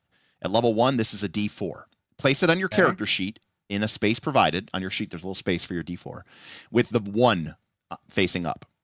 Anytime you take a damage roll that deals 1 hit point or more, to the target, that's you, or sorry, whenever you make a damage roll that deals hit points or more, tick up the damage or tick up the die. When it would go above 4, you lose unstoppable. So basically, after you make 4 hits that connect and deal damage, you lose unstoppable. At level 5, your unstoppable die becomes D6. So now you can make 6 hits before you lose it. While unstoppable, all damage is automatically reduced by 1 category. Oh, that's nice. So 3 becomes 2, 2 becomes 1, 1 becomes 0. Yeah. You could still mark armor. You also get to add whatever your value is to your damage roll, which is like a little bit of a damage bonus. Oh, that's pretty sweet. And you can't be restrained, which is this game's immobilized. Okay. And you can't be made vulnerable, which is this game's flat-footed, off guard, prone. Does that give them advantage? Yeah, give them an advantage. So you can't be immobilized, and you can't be made like, marked prone. You can't do anything. But while you're unstoppable, basically, you are just the tank of all tanks. And by the way, the Guardian in Valor, they get special abilities that like let you mark multiple armor slots when you take bigger hits, so you can actually mark off all the damage. So it's pretty cool. Now remember, the key thing here is you only lose this if you start doing damage to them. Mm-hmm. Mm-hmm. But even then, you should do damage to them. Just you need to manage how often you're attacking and doing damage, because if you do too much damage, then you'll fall out of unstoppable. And then you just walk around as this unstoppable tank. Correct. That's pretty crazy. Correct. That's right. So there's a lot of cool, fun build options and stuff like that. By the way, you might pick up the level 4 ability from Valor, which you get as a Guardian, called Goad Them On. Describe how you taunt a target within close range, then make a presence roll against them. On a success, they mark a stress, and the next time the GM spotlights you, they have to target you, and they make that attack with disadvantage. Oh wow! Okay, yeah. so it's like you could just be. And by the way, that didn't deal damage to them, so that doesn't tick up your die. Yeah, that makes them waste your basically just wasting it. And remember too, that's the Guardian's ability. They also get a subclass. So one of the subclasses that they could get is like the Stalwart, which permanently increases your damage threshold. And whenever you take physical damage, you can mark an additional armor slot to reduce the severity. So now you can mark 2 armor slots to reduce the severity by 2. Oh, okay. Okay, that's pretty cool. And then at level 5, you would get the specialization ability. So now all your damage thresholds go by another 2. So now they've gone up by a total of 3. Tanking in, And you have partners in arm. Whenever an ally within very close range takes damage, you can mark an armor slot to tank for them. And then lastly, Loyal Protector at the tier 4 of the game, your damage threshold goes up again, and it says whenever a ally within close range has 2 or less hit points and they would take damage, you can mark a stress, sprint to their side, and take that damage for them instead. Okay, so protector type ability. Just super protector. They have like a shield block type thing, and I think it's called Guardian and Dragonbane, where you can kind of step in and right. If somebody's like, "Hey, I want to be the super duper tank," you could do what Nick wanted to be with Escanor. Correct. That's what he wanted to be. And we haven't even talked about this, but you can multi-class in this game. Yeah, I keep seeing people talk about that. I don't really understand because I never multi-class. I mean, is it like your archetype? Kind of no. Okay. When you I never played D&D in long enough to multi-class. So if we go back over all the way up to the top to the warrior second page. Okay. Right, the one that says with the check boxes. Yep. At level 5, you enter tier 3, and one of the things that you can do if you use both of your check boxes is you can mark multi-class. Choose an additional class for your character and cross out one of your upgrade a subclass cards. So basically, you won't be able to get to master in your subclass, but you pick a new class. You get that class's ability. You get a subclass from that class, and now you pick one of their domains that you can now pick cards from when you level up. Except you do it at half level, so you couldn't you can't pick a level 10 ability, but you could pick a level 5, a level 4, a level 3 ability. But you get that class feature full out. Like you pick Druid. Well, Druid is busted and it's problematic. Someone wrote that they're a brave warrior multi-classing into a war wizard. That's sweet. I mean, it sounded really cool. Yeah, I mean, the game already has so many crazy options, and then when you add multi-classing, it just you will never build the same character You talk about twice. adding your complexity. You could just stay base, or and be you fine. could. In fact, Bob, this is I call this the most Bob card of all time. Okay. Let me find it. I think it is a blade one. Let me see if I can find it. Does it say you do double damage? That's my kind of card. No, but it's I love that it exists and that it's in the game. I gotta find it here. Just look in the SRD. Easier. It doesn't have the pretty picture though.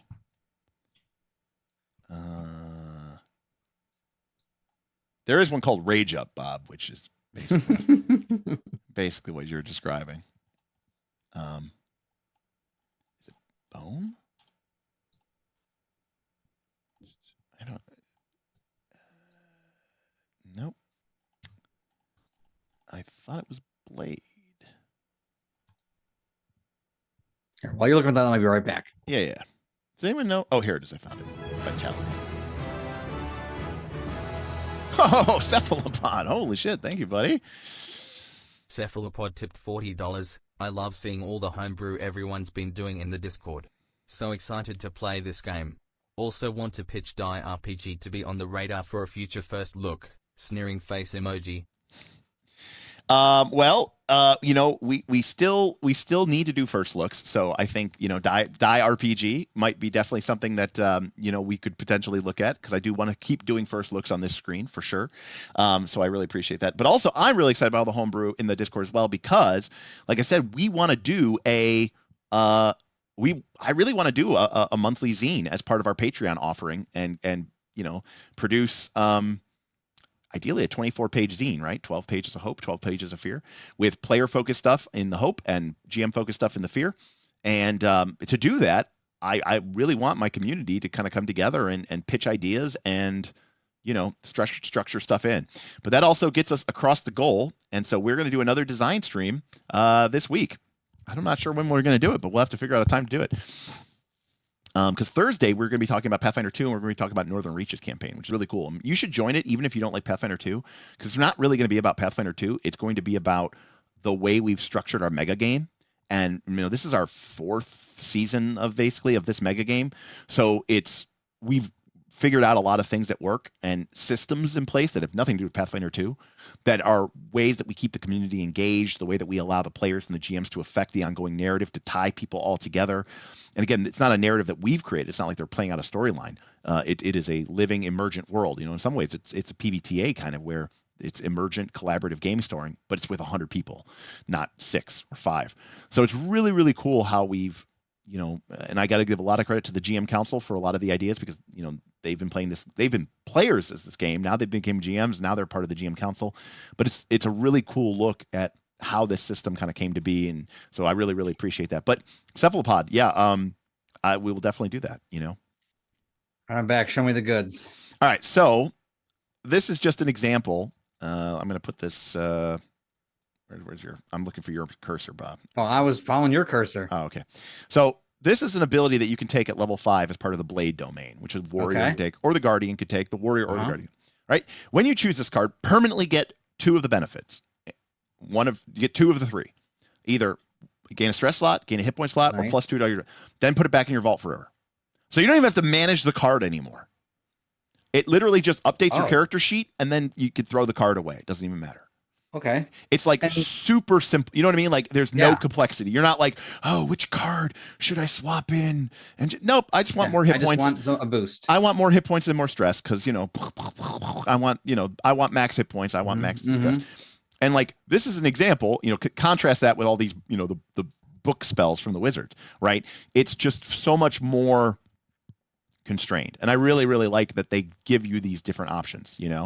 And not everybody needs to meet a super complex character with a million different things, and I think that's how complicated is the Seraph?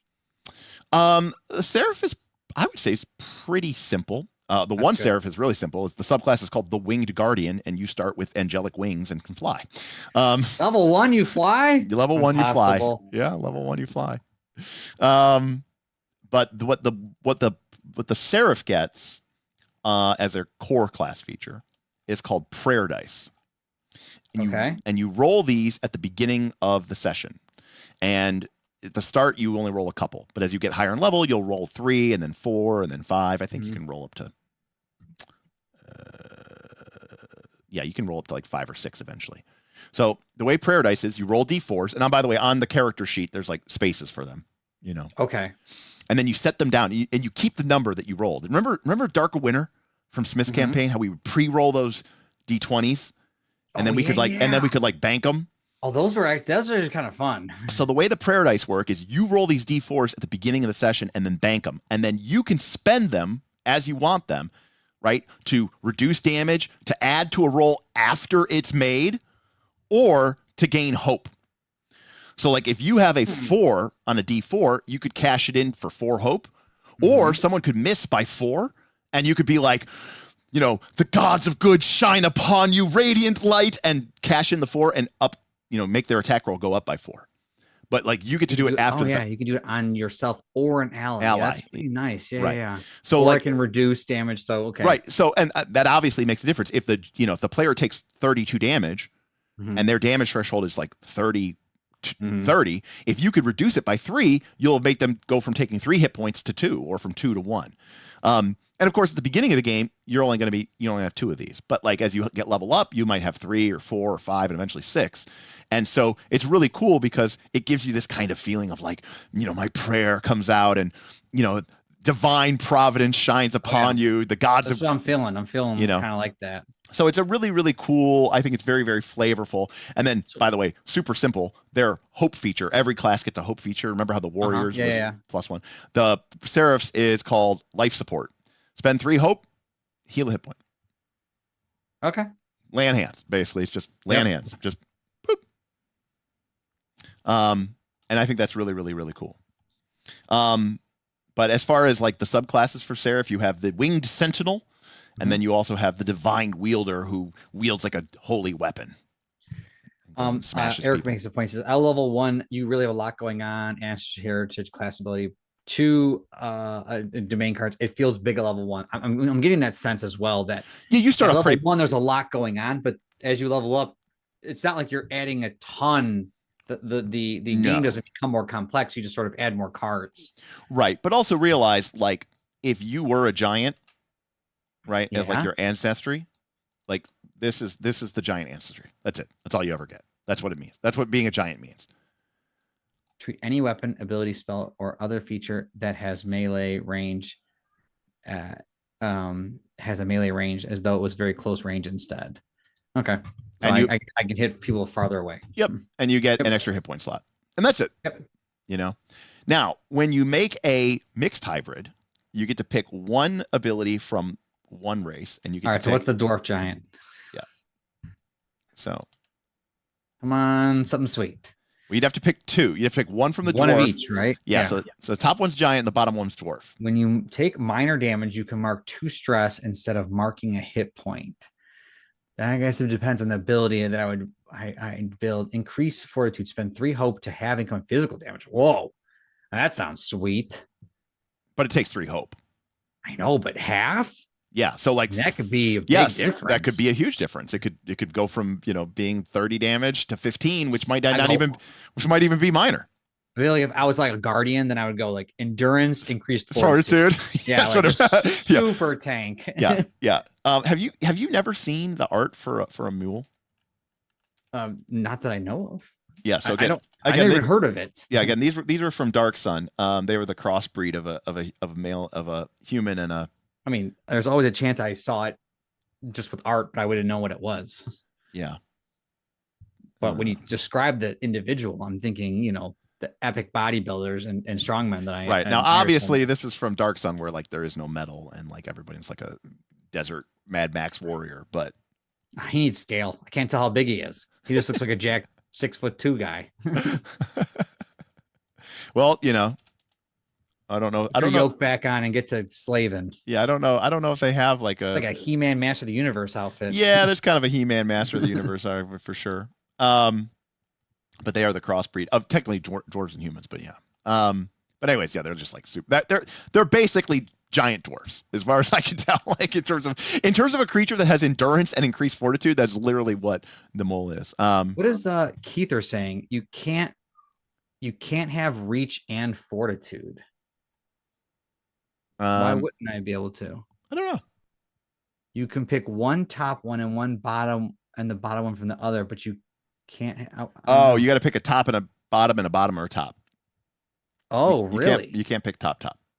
So you can have endurance, increased fortitude. Oh, that's kind of, yeah. I'm kind of with King. I don't know why they really restrict you there. They should put some numbers by it, like top, bottom, or 1, 2.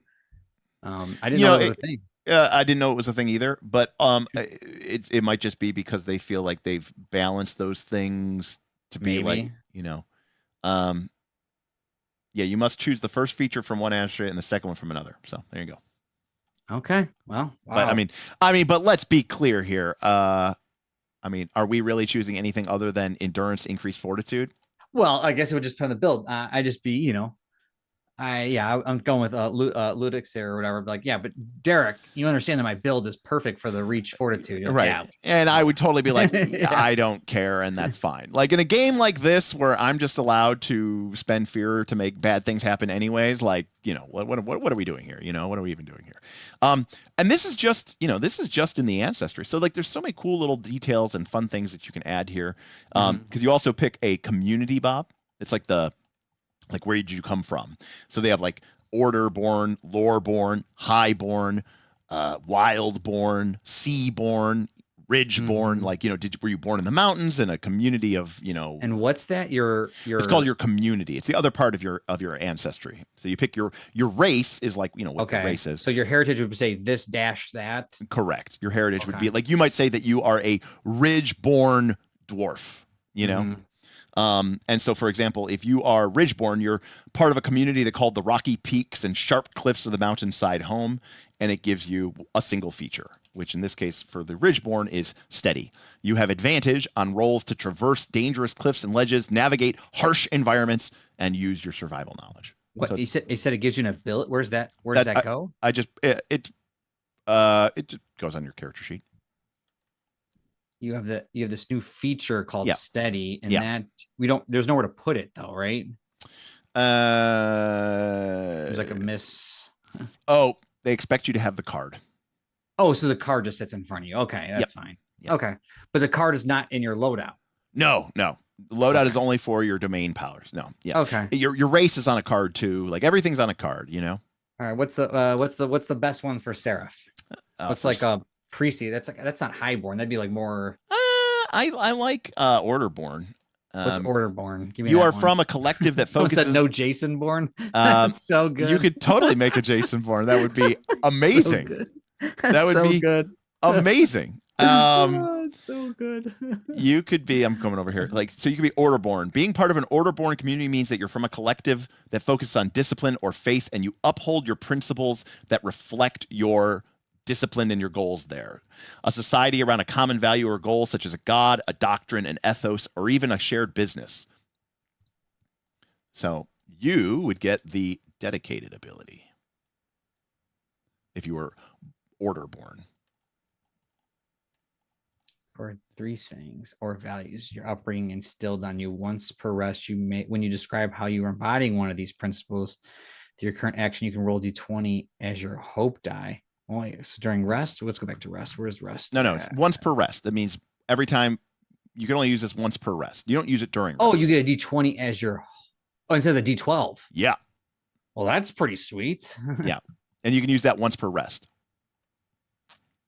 Yeah. I feel like I really need to get a clean set of white a clean white polyhedral white black and then black white. Like just 2 clean sets. Right. Alternatively, you might be Chessex dice and be good to go. We are going to be at Origins next week. That's what I'm saying. I might have to just go get some Chessex white, Chessex black. Oh, I mean, like me, I'd have to definitely pick. I'd have to be very like I need a really cool order die, and I need a really cool thing. And then this is the community die for the highborn.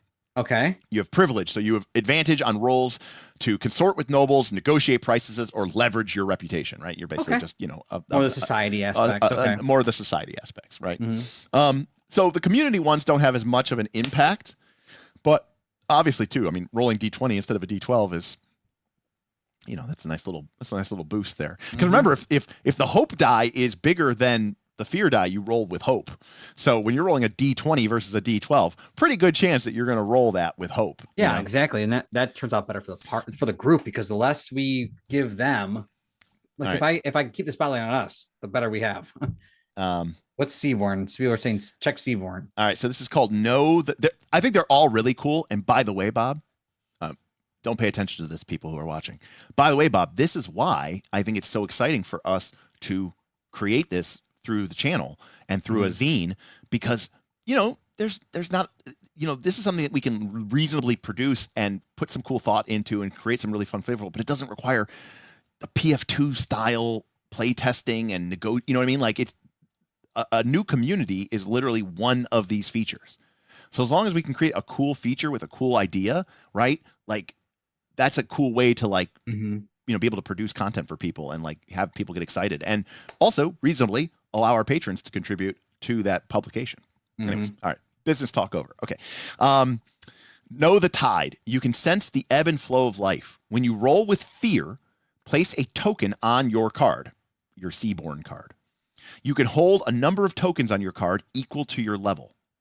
Before you make an action roll, you can spend any number of these tokens to get a +1 to the roll for each token spent. At the end of the session, clear all the unspent ones. Wow. So basically, every time you roll a fear, you kind of are getting like a little bit of a bonus save. So it's like if you roll with a bunch of fear, you'll get a bunch of bonus, something to kind of the ebb and flow of life. Yep.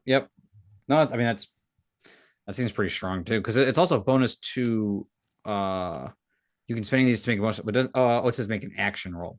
Right. Okay, I was like, you can any roll. Yeah, just an action roll. Yeah. And by the way, I should also point out that I know that this isn't technically how the game works, but like this is the type of thing that I tend to be like, I would probably let someone spend these after a roll. Like I don't want somebody to spend a bunch of their points and then not get it, or I would probably house rule this, and I would say that you can spend up to however many tokens before the roll, and then make the roll, and then if you fail, you get those back.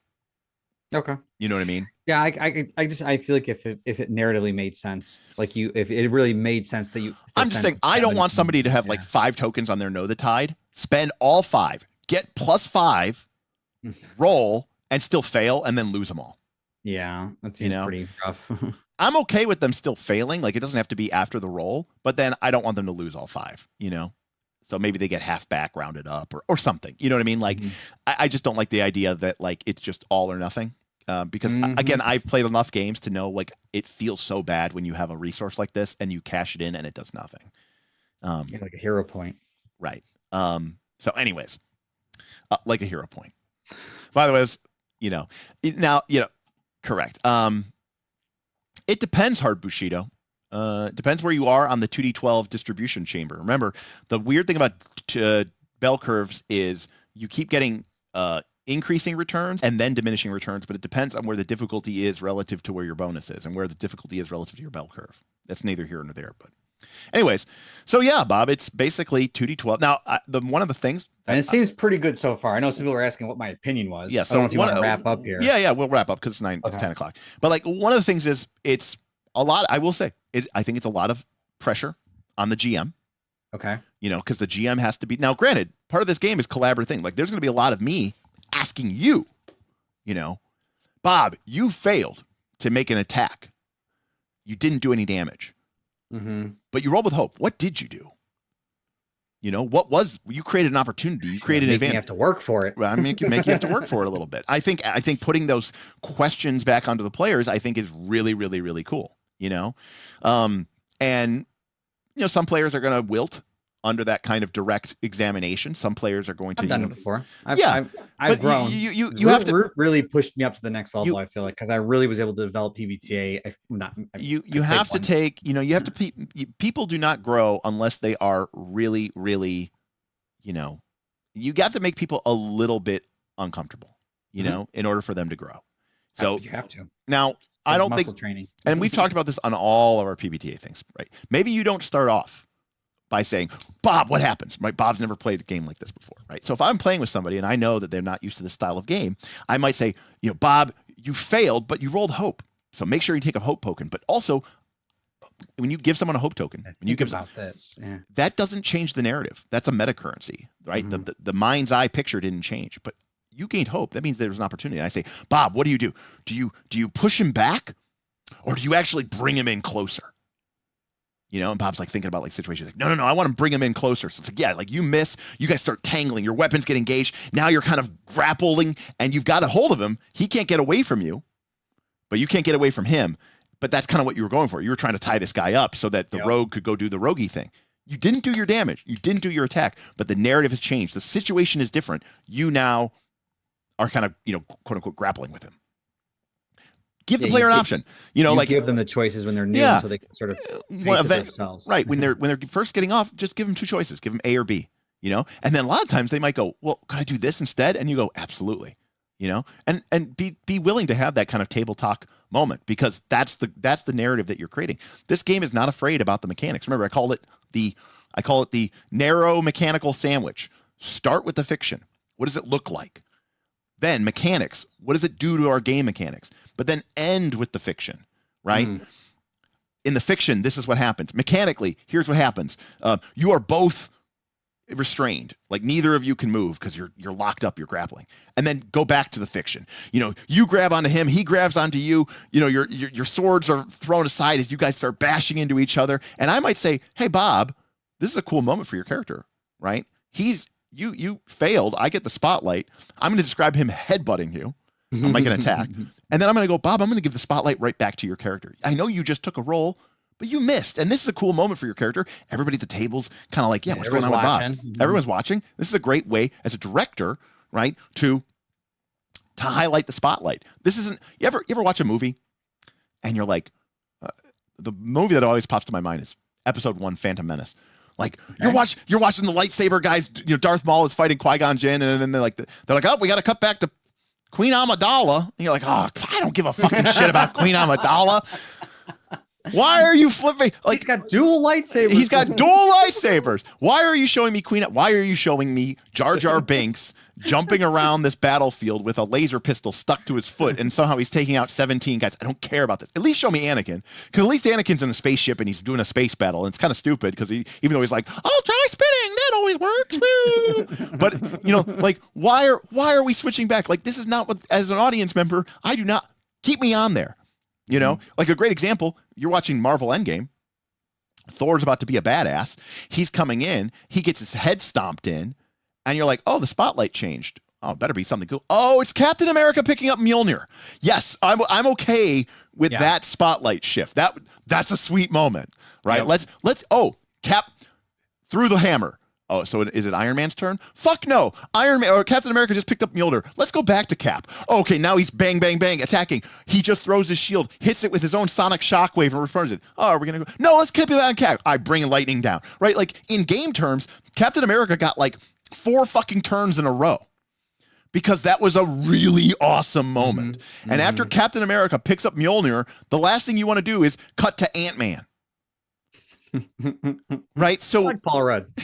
I like Paul Rudd too, but what if he was Giant Man? There's a great Paul Rudd thing where it's like he's being interviewed on that British TV show, and he's with Chris Hemsworth, and and he's talking. He's like, I worked out for so long. I don't think I ever ate a bad thing. And he's like, and we come to the scene, and we're I'm standing next to this guy, and I go, what is the point? Because you got God of Thunder over, and then you got Ant-Man, like it's Master 69. Yeah, Zipper Fist, thank you for the bits. 5 hundo bits. Wow. It's not a super chat, but cheers to you guys. Love the Daggerheart stuff. Well, Zipper, we'll take it on Twitch too, baby. That's fine. Cheers to you. Cheers to the bits. We're growing over there. I'm really pretty. Yeah, we're trying to I've been trying to push Tim to start streaming on Twitch, play video games. I'm ready, Derek. Why don't you send me this stuff? I know. We just got to get it all set up.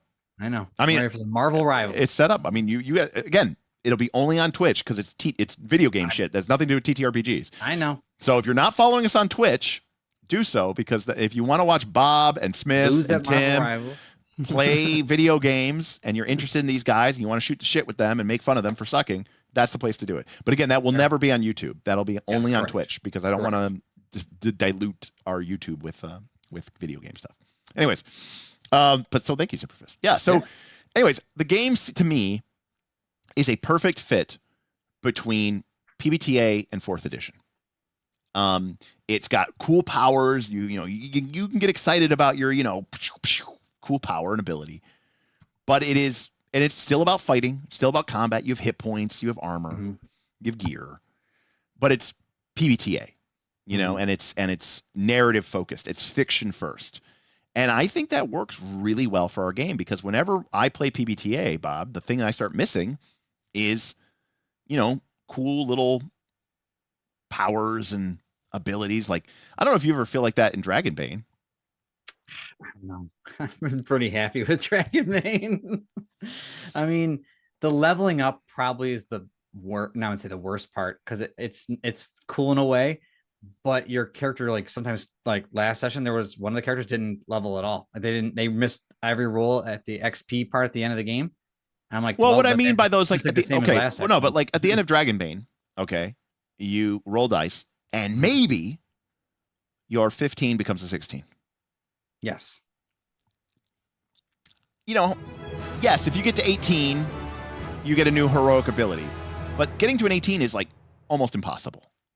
King Hodop tipped $10. I mean, Hunter Antman made me laugh so hard. XD. King Hodop, who by the way shouldn't be tipping. Thank you, King Hodop. He's not supposed to be tipping. Said cut to Ant-Man made me laugh so hard. Right? Like, yeah, you just come on, Dr. Waits is back and we're still on. Yeah, we're wrapping up Dr. Waits. But yeah, like I like Dragonbane, but I'll be honest with you, if I played Dragonbane for so here's the thing. 10 or more sessions, I'd be like, I'm kind of bored. We just finished session 9. Yeah. And we're about to get into book 3 of Path to Glory. And I think everyone's pretty pumped. Though I did, kill a couple people and the moods have shifted a bit. But in general, it's really fun. I think though, after maybe say 3 or 4 more sessions, people are gonna be like, yeah, that was done. Like we're done with that campaign. Yeah. Like we don't need to go any further. But I like Dragonbane for I think short sessions, the play with anybody, like my kids can play. Right. Well, I can play with like Mirthman beer. I can drink beer and eat pretzels. This game, I feel is well, yes and no. 4-hour session with my buddies that are a little more grindier. Yeah, I mean, I will say this, but not PF2 grindy. But remember though, this is PBTA with cool powers and abilities. It's not. I don't think it's 4th edition with PBTA. I think it's PBTA with 4th edition. So like, ultimately, I think it's really, really about the narrative and it's about fiction forward. And I think people get too obsessed with the mechanics and miss the heart of what the game is about. Like, for example, we played Legend of the 5 Rings. There are people, Bob, who play Legend of the 5 Rings like it's Pathfinder 2, who like talk about their builds and they take all their techniques and katas. It was like 4 or 5 sessions to have a fight. Right. We played 4 or 5 sessions and didn't have a fight. Because for us, what was interesting about the most intense thing was a tea ceremony. Or a game of Go that you guys mostly just watched. A theoretical game of Go that we watched. Yes. But like the thing about it is that for us, the exciting part was using the rings, understanding the honor and the glory. And that created a storytelling experience for us that we thought was really, really cool. I think Daggerheart can do the same. Copper, take care. Online, what physical set of what? You're talking about a Daggerheart or Dragonbane? Because if you're talking Dragonbane and you're talking kids, I think it's great. And I agree with Boothby. Dragonbane's fun, but it's flat when you go long term. I think he's right. It kind of just teeters out. But I don't know if Daggerheart's for kids. I don't know if I can tell you right now, my kids wouldn't be able to handle this, but my kids are young, like really young. Right. I guess how young they can handle Dragonbane perfectly fine. I would say that I think Daggerheart, I think kids would have to be at least 10 or 11, if they're gaming savvy. I don't really know kids, so you shouldn't actually listen to me. That's fair. But like Dragonbane is about as simple. Dragonbane's about as simple as an RPG could be and not be, not be Candyland, like it's, I mean, King Hodop, you're like 10, right? So like, sorry. They're MTG kids. Magic the Gathering. Yeah, I know. I don't. Oh yeah, if you could play Magic, if you could play fucking Magic the Gathering, if you could play Magic, I feel like you're good. Yeah. Yeah, my kids are 8 and 6, and I feel like they're not ready for this kind of game, but they can do Dragonbane all day. Right. I mean, Dragonbane is literally roll a d20, no modifiers. Did you roll under a number or not? It's I mean, amazing. Yeah. Well, it is, but what it limits is what you can, Yeah, I mean, this is your What you build. can do This with is you building out your loadout, picking the right classes, and then obviously the PBTA aspect is a little more challenging. But sometimes kids actually lend into that. Like the other thing too is the thematic difference, right? This is a game where a character might flip off of another character, spend hope, land, shatter the ground, and this is movie hero stuff. You're not doing that in Dragonbane, right? In Dragonbane, you're tripping and falling, and then the ceiling's collapsing on you, and you got webbed to the ground, and the spider, you can't get out in time. None of my other players are watching this. I know Boothby's watching. He didn't die. So it's one of those things where it's a different scale, it's a different scope, and again, with the PBTA, I find like my kids can do that better because they think more in that realm. Well, that's why I said, ironically, if you're really new to TTRPGs, I think PBTA games and even maybe games like this are actually a little bit easier. Mm-hmm. I think it's when you really dyed in the wool with, the D20 that you might have problems. Yeah. Because you're so used to thinking about this is what the rules say, this is what I can do, this is what I can't do. And a lot of people play D20 and they fudge and they cheat all the time. And then suddenly you have a game system that says, well, you don't have to fudge and cheat anymore. This is all above board. You can spend fear and and everyone's like, I'm so uncomfortable with it. I'm like, it's very strange to me how people feel like they prefer it when it was not, and other people, like a lot of people always talk too, like if you played round-based initiative, you almost have a knee-jerk vomit reaction to spotlighting and the lack of an initiative order. But Bob, you came into the hobby playing only round-based initiative orders. And I remember the first time we started playing PBTA, like when we played Dungeon World and World of Dungeons and we played Root, and you're like, this is awesome. It just flows so much better. It like I said, narratively makes more sense. If someone is doing something, they're doing something. Right. It's not like they're doing something.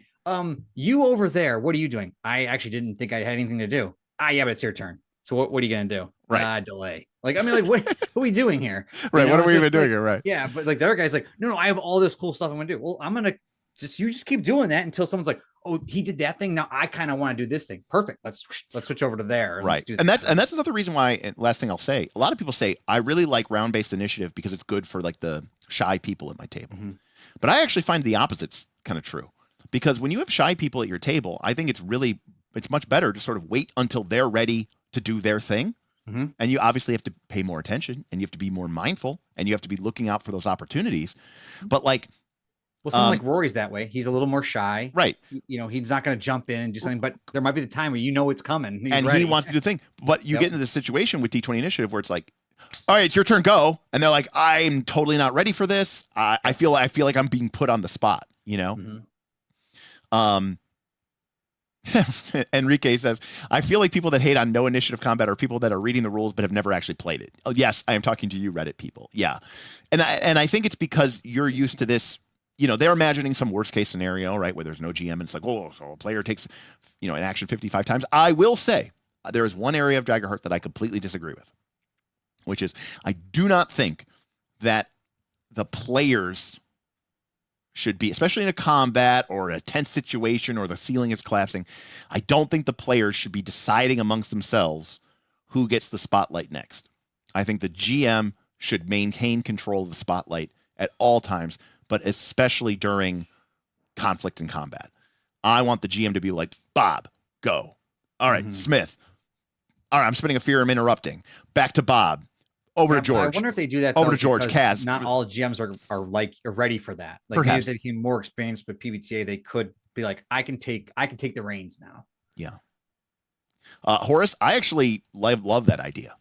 If for extra shy people who have a problem speaking up, give them a method to signal. Like maybe they have a green card instead of an X card, and basically kind of be like, hey, I kind of want to take my turn now. Mm-hmm. This would be a cool moment for me because I don't even want to speak over the loud people at the table, right, who are all clamoring for a thing. And I think that's an excellent idea. But I mean, for me personally, it's one of the reasons because I've run, Dungeon World and stuff like that in person at cons a bunch. And there's almost always a person who's like, look, I don't need to take one turn around. You know, I am totally fine. Like, I'm playing the scholar character. I'm kind of cool just sitting back. And then at that one moment, I go, all right, it's my time to shine. And this is a really cool film. And I finally have a cool idea. And I feel like it's my time to contribute. Not everyone needs to contribute evenly for everyone to contribute equally. Does that make sense? Yep. And I think that's most important. Bring back Jeopardy buzzers. That'd be great. Yeah. And so, yeah. Awesome. I think cool. the game's great. Now, you said this is free online. Yeah, like, the SRD is free. I don't know if I'm gonna be able to get the game. Yeah, well, you couldn't buy it if you wanted to. The SRD is free. The SRD contains all the classes, cards, races, everything like that. You know, it's print and playable. Just print it out and we'll be ready to go. Print and playable. Perfect. But the nice thing is you don't need one set for each person. The game does, I mean, unless you literally have like everybody who wants the same card. But like I would highly recommend people be different, taking different things anyways, you know, so you don't step on too many people's toes. So like if, that makes sense. You know, if you're a guardian, then choose this. Well, no, King Hodop, not a reason why digital is superior. Because the digital offerings right now for Dragonbane suck. Because it is tied to Demiplane, which obviously I have a massive rant about, and even if Demiplane was great, which it's not, it's apparently Dragonbane or Daggerheart. It's not. I'm talking about Daggerheart. Okay, you said Dragonbane. Oh, sorry, Daggerheart. Oh, like Dragonbane's digital stuff's legit. Yeah. Oh, Dragonbane should be how everything is done because it is fucking legit. Pay. You know what? Fine, charge for the premium module if it's going to be that good. Yep. But good luck trying to play this game online that doesn't use shitty ass Demiplane. And you know, right but if now, you print it out, this seems pretty straightforward with dice rolling and paper and pencil. It is. This seems not hard to. But I'm not racing every freaking. No, you're not. Like no, this is not a PF2. But the other thing to remember though, when we play online, there's a difference between people playing online and us playing online.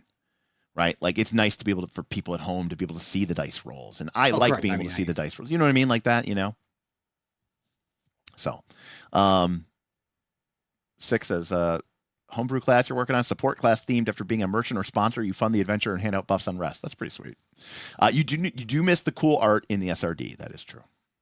So, I mean, trust me, the only get in the SRD so I can get till I get the book.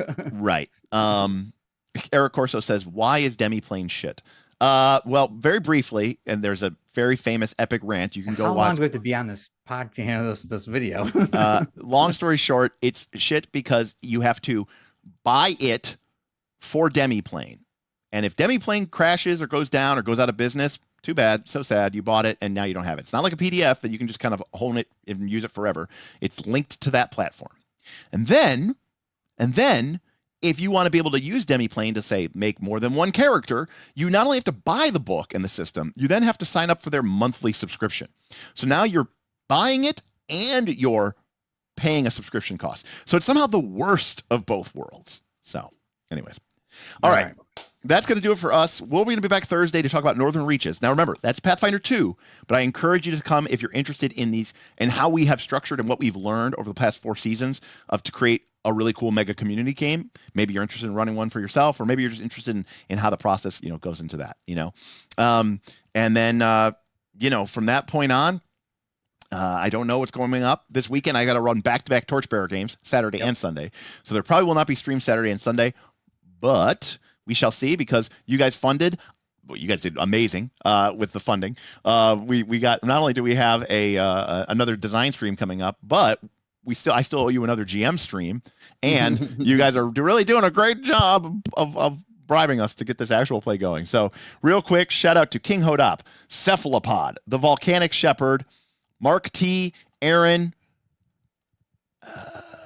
Tori, Neo Anomaly, Whoopelstein, Rob Stopper, Mark T, CCAV, Sephret, Jake of Online, Delise, Edward, Pathfinder PhD, and Dr. Waits. Everybody who super chatted and tipped. We even got some bits in from I don't remember who gave us bits, but somebody gave us bits, and I really, really appreciate that. So, Zipperfist did. Thank you, Zipperfist. So, thank you so much. I'm on Twitch. I will. Well, that's really good stuff. Like, hey, what's going on, Agile Monk? Good to see you. Pathfinder PhD says NR Season 3 is pretty awesome and an awesome deal and fantastic. It is a great deal. $10 a month. Get to all the stuff from Knight's Last Call, but also you could play Pathfinder 2 3 or 4 times a week if you wanted to, you know? Yeah. I mean, I think there's games going on, I assume, right at this moment. Too. I think we have been averaging over 3-4 games a day. So pretty good. Right now there is 2 games going on. Oh, one of them is, I think, play by post. No, it can't be. So I don't know. No. It says NR courthouse drama. I have no idea what that means. I will admit, I may not know everything that's going on this season, which is why it's so important that Thursday we're going to have Whoople and Darth on. So Whoople and Darth are going to join us. Those are 2 of our veteran GMs, 2 of our great, 2 of our veteran members of our GM council, and they're going to help explain to what's going on with the venue system, with the player quest board, with all the stuff that we've been doing this year to keep the action flowing. So, all right, everybody. We will see you next time. Thank you, Bob, for joining me. The king, the legend, Bobby B. Love to see it. And we'll see you next time on Knights of Last Call. Good night, everybody. Peace.